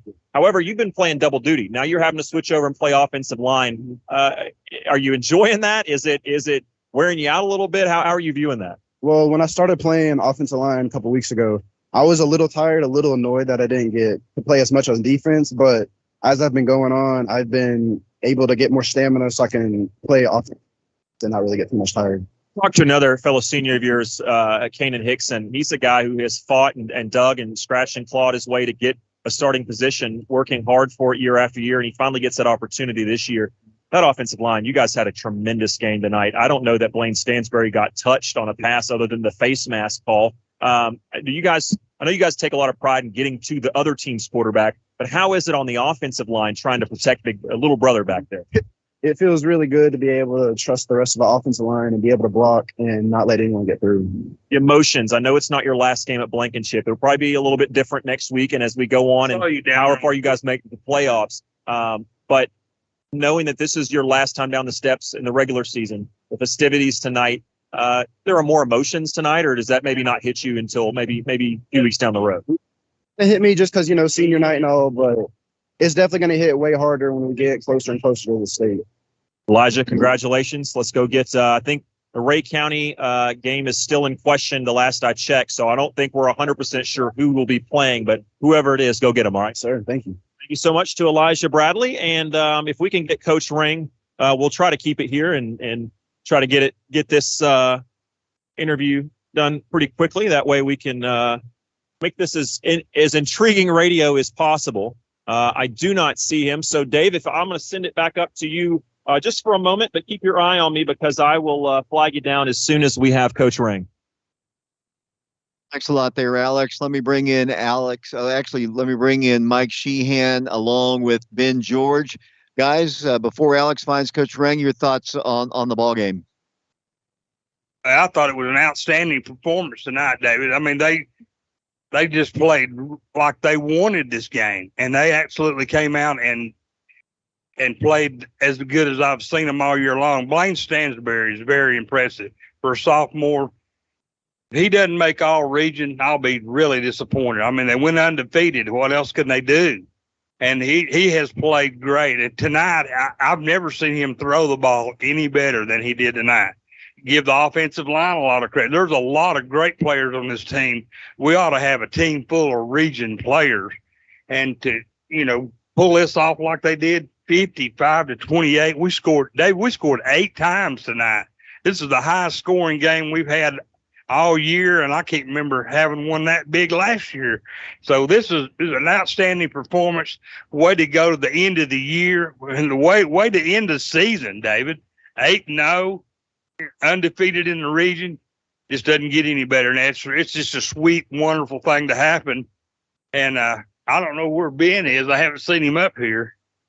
But I know he would have a lot of wonderful things to say about this team, as I do. And, to get Ray County again, Guy Hamrick just came in and told me a moment ago that Ray County pulled it out 29-28, David. Yeah, most definitely. I see Coach Ring down on the field talking with Matt and Justin Price. It looks like actually Kevin McKeithen down there. Let me give you the scenarios real quick here. Now, some of this has already happened. If East Hamilton wins and McMinn County wins, which they did not, I'll just give you the scenarios if Ray County wins. If Ray County wins and McMinn County wins, McMinn County will finish 4th, Walker Valley will finish 2nd, Ray County will finish 3rd, and East Hamilton will finish 4th, and we would play East Hamilton. If, and indeed, Ray County did win and Walker Valley wins, Walker Valley is 1, McMinn County is 2, Ray County is 3, East Hamilton is 4. So we are going to play the East Hamilton team next Friday. That'll be a 7 o'clock game here at Blankenship Field. We've only played them one time. I think that was in 2013 or 14. Lost on the road down there. None of these players are on the team then, but they could get a little revenge, and that'll be. I'm 100%. Well, I'll say 99.9% sure that East Hamilton is our opponent next Friday. I'm pretty sure you're exactly right in that summation, David, because they finished 4th, so that'll be the team we play here on Blankenship Field, 7 o'clock next Friday night. Look super forward to that game. Hey, Mike, you want to go ahead and start with the scoring summary? I know Alex is waiting for Coach Ring to get free. Okay, I'll be glad to, David. Thank you. Start the game off, Oak Ridge with 5 minutes and 59 seconds still left in the first quarter, scored on a 56-yard pass from Blaine Stansberry to Will Presley. Very impressive plays. Again, as I mentioned earlier, Blaine just played lights out tonight. The Wildcats went up 6-0. Eli Pearson's kick was good. The Wildcats led 7-0. But then a shocker, 20 seconds later on the kickoff, Gavin Owens for the Campbell County Cougars fumbled the ball on the opening kickoff. It rolled in front of him about 4 or 5 yards. He managed to pick it up on a dead run and just kept running 95 yards for a touchdown. The only time they scored in the first quarter. And it was 6-7. Then Ryan Sanders came in and tied the game up 7-7. But then with 1 minute and 41 seconds still left in the first quarter, Blaine Stansberry threw another beautiful pass to DeJarvis Dozier, who ran it in from 14 yards out, and the Wildcats went up 13-7. Eli Pearson's kick was good, and the Wildcats led 14-7 to start the second quarter. Then with 8:45 in the second quarter, DeJarvis Dozier ran one in from 64 yards out. What a tremendous run that was. And it'll be a long time before I forget how well Will Presley blocked on that particular touchdown. One of the best blocks I've ever seen. And the Wildcats went up 20-0. Eli Pearson came in, kicked it between the uprights, and the Wildcats led 21-7. Then for the fourth time of the night, on a 9-yard touchdown run, Armani Rembert ran it in on a tremendous, determined run. Thought he was going to be tackled 3 different times. He pushed the ball into the end zone, sheer will. The Wildcats went up 27-7. Then Eli Pearson came in and kicked it between the uprights, and the Wildcats led 28-7. Then, with only about 35 seconds left, Blaine Stansberry threw a 19-yard touchdown pass to Bashawn Niles and put the Wildcats up 34-7. Eli Pearson came in right before the half ended and kicked the ball between the uprights, and the Wildcats led at the half 35-7. Then in the third quarter, 8 minutes and 44 seconds into the third quarter, Blaine Stansberry threw another beautiful pass, 37 yards this time to Will Presley, and the Wildcats went up 41-7. Eli Pearson's kick was good. The Wildcats led 42-7. But then Gavin Owens ran one in from 1 yard out for the Campbell County Cougars, and that made the score 42-13. Ryan Sanders' kick was good, and the Wildcats led 42-14. Then with 14.9 seconds left in the third quarter, Lolland Hensley ran one in from 7 yards out for the Campbell County Cougars to put them back on the board. 42-20. Ryan Sanders' kick was good. The Oak Ridge led at that time as the fourth quarter came to a close, 42-21. Then right after the kickoff, Oak Ridge got the ball on the 49-yard line where DeJarvis Dozier again ran it in from 49 yards out, put the Wildcats at 48-21. Then Frankie Ortiza came in and kicked the ball between the uprights for the Wildcats, and the Wildcats led 49-21. Then with 5 minutes and 49 seconds left in the fourth quarter and the game, Gavin Owens again ran one in from 9 yards out, and the Cougars got back on the scoreboard 49-27. And then Ryan Sanders came in and scored the last point of the night for the Cougars, and the Wildcats went up 49-28. Then with 8:55 2 minutes and 21 seconds left in the game, Wilson Ramirez ran one in from 40 yards out, and the Wildcats went up 55-28. What a tremendous, outstanding football game for the Wildcats, David. Yes, it was. Thank you a lot. Let's go down to Alex real quick. Alex, I know coming up, we're hoping to speak to the head coach of the Wildcats, Coach Derek Rang. He's still talking with the Price brothers, and here he comes. And we'll go down to the field, Alex, and we'll let you speak to the victorious coach, Derek Rang. Take it away, Alex. Thanks, Dave. Down here with Coach Rang. Coach, on senior night, obviously every win means a lot. You already locked up the region championship. To me, the most impressive thing was how you guys came out. I know you had the sort of the gap on that kick return, but outside of that, you guys came out, put the pedal to the metal, and I thought you guys were very focused on a game which a lot of teams, it would be very easy to not be real focused tonight. Yeah, I mean, I think we expressed to them it was important to come out and just, play with some sense of urgency regardless of what the game means or doesn't mean. I mean, it's still, you get 10 guaranteed games on your schedule, and this is a game, obviously, that counts for win-loss, so you want to come out fired up. And we wanted to build some positive momentum to get us in the playoffs, and I think that with the playoffs coming up here next week with the Thursday night game, hey, let's build some momentum.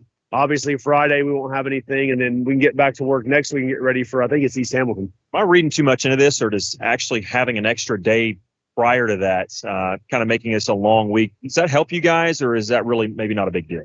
I think it's kind of been different. I actually prefer Thursday games this time of year, believe it or not, because I think you just get to the game. I mean, our kids understand the operation of game day, et cetera. So I feel like that if you play on Thursday, then you come back on Friday and everybody, comes to school, whatever, and then just kind of has an afternoon to kind of go off and be with families or be with friends and maybe go catch a game somewhere tomorrow. So to me, it just makes everything simpler. And then, of course, you can come back in and the following week and just kind of seem rejuvenated, refreshed a little bit.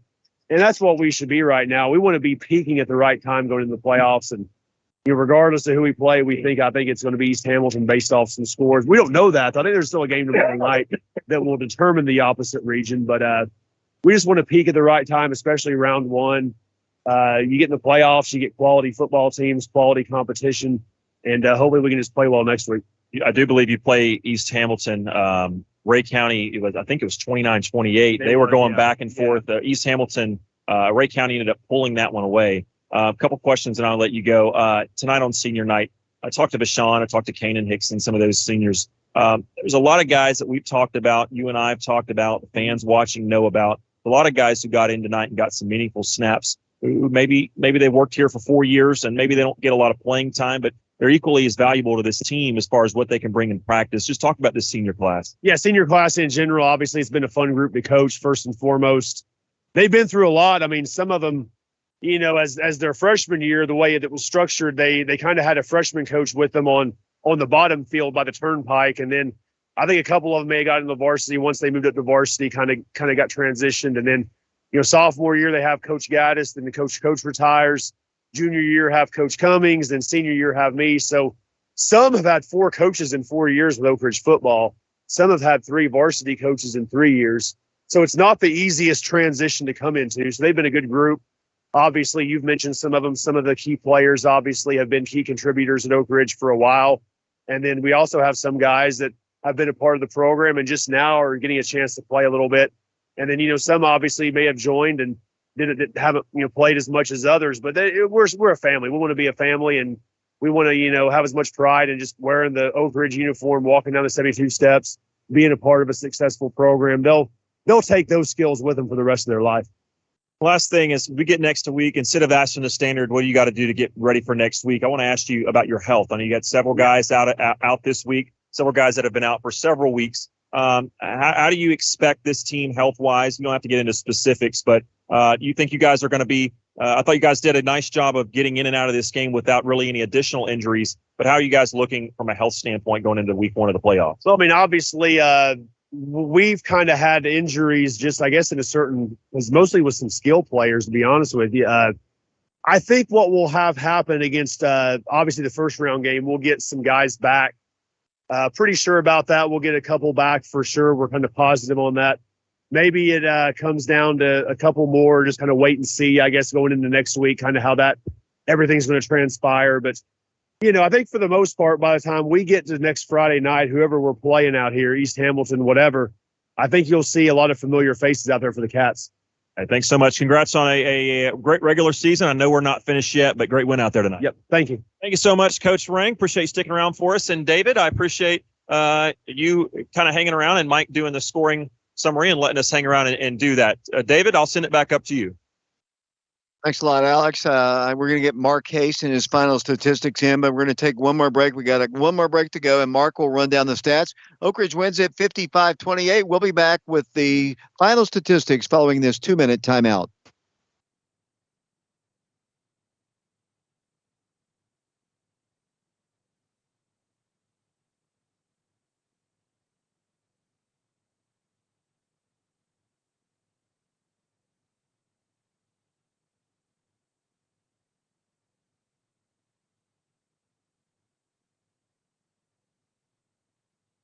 Oak Ridgers know that when you're looking for residential or commercial property, Betsy Coleman Realty has that special touch and ability to know exactly what you're looking for. With over 25 years of experience, she doesn't just sell houses in Oak Ridge. She's an Oak Ridger. She's invested and cares about our community. If you're a first-time buyer, relocating, or a senior downsizing, call Betsy Coleman today, 865-220-8881, or online at betsycolemanrealty.com.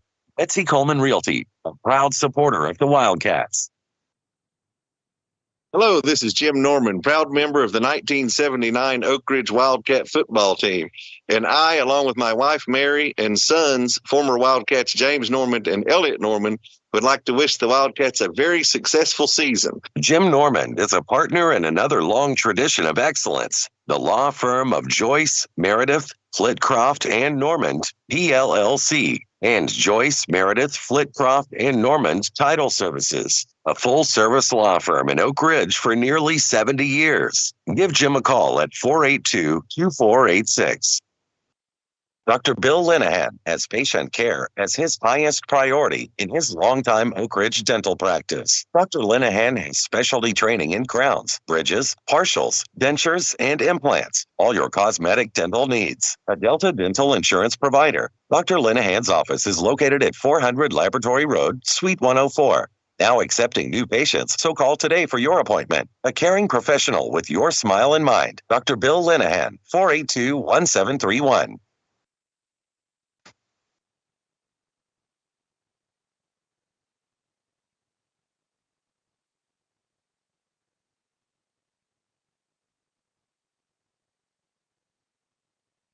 Welcome back to Blankenship Field. The Wildcats victorious 55-28 over Campbell County. With the final statistics, here's Mark Hayes.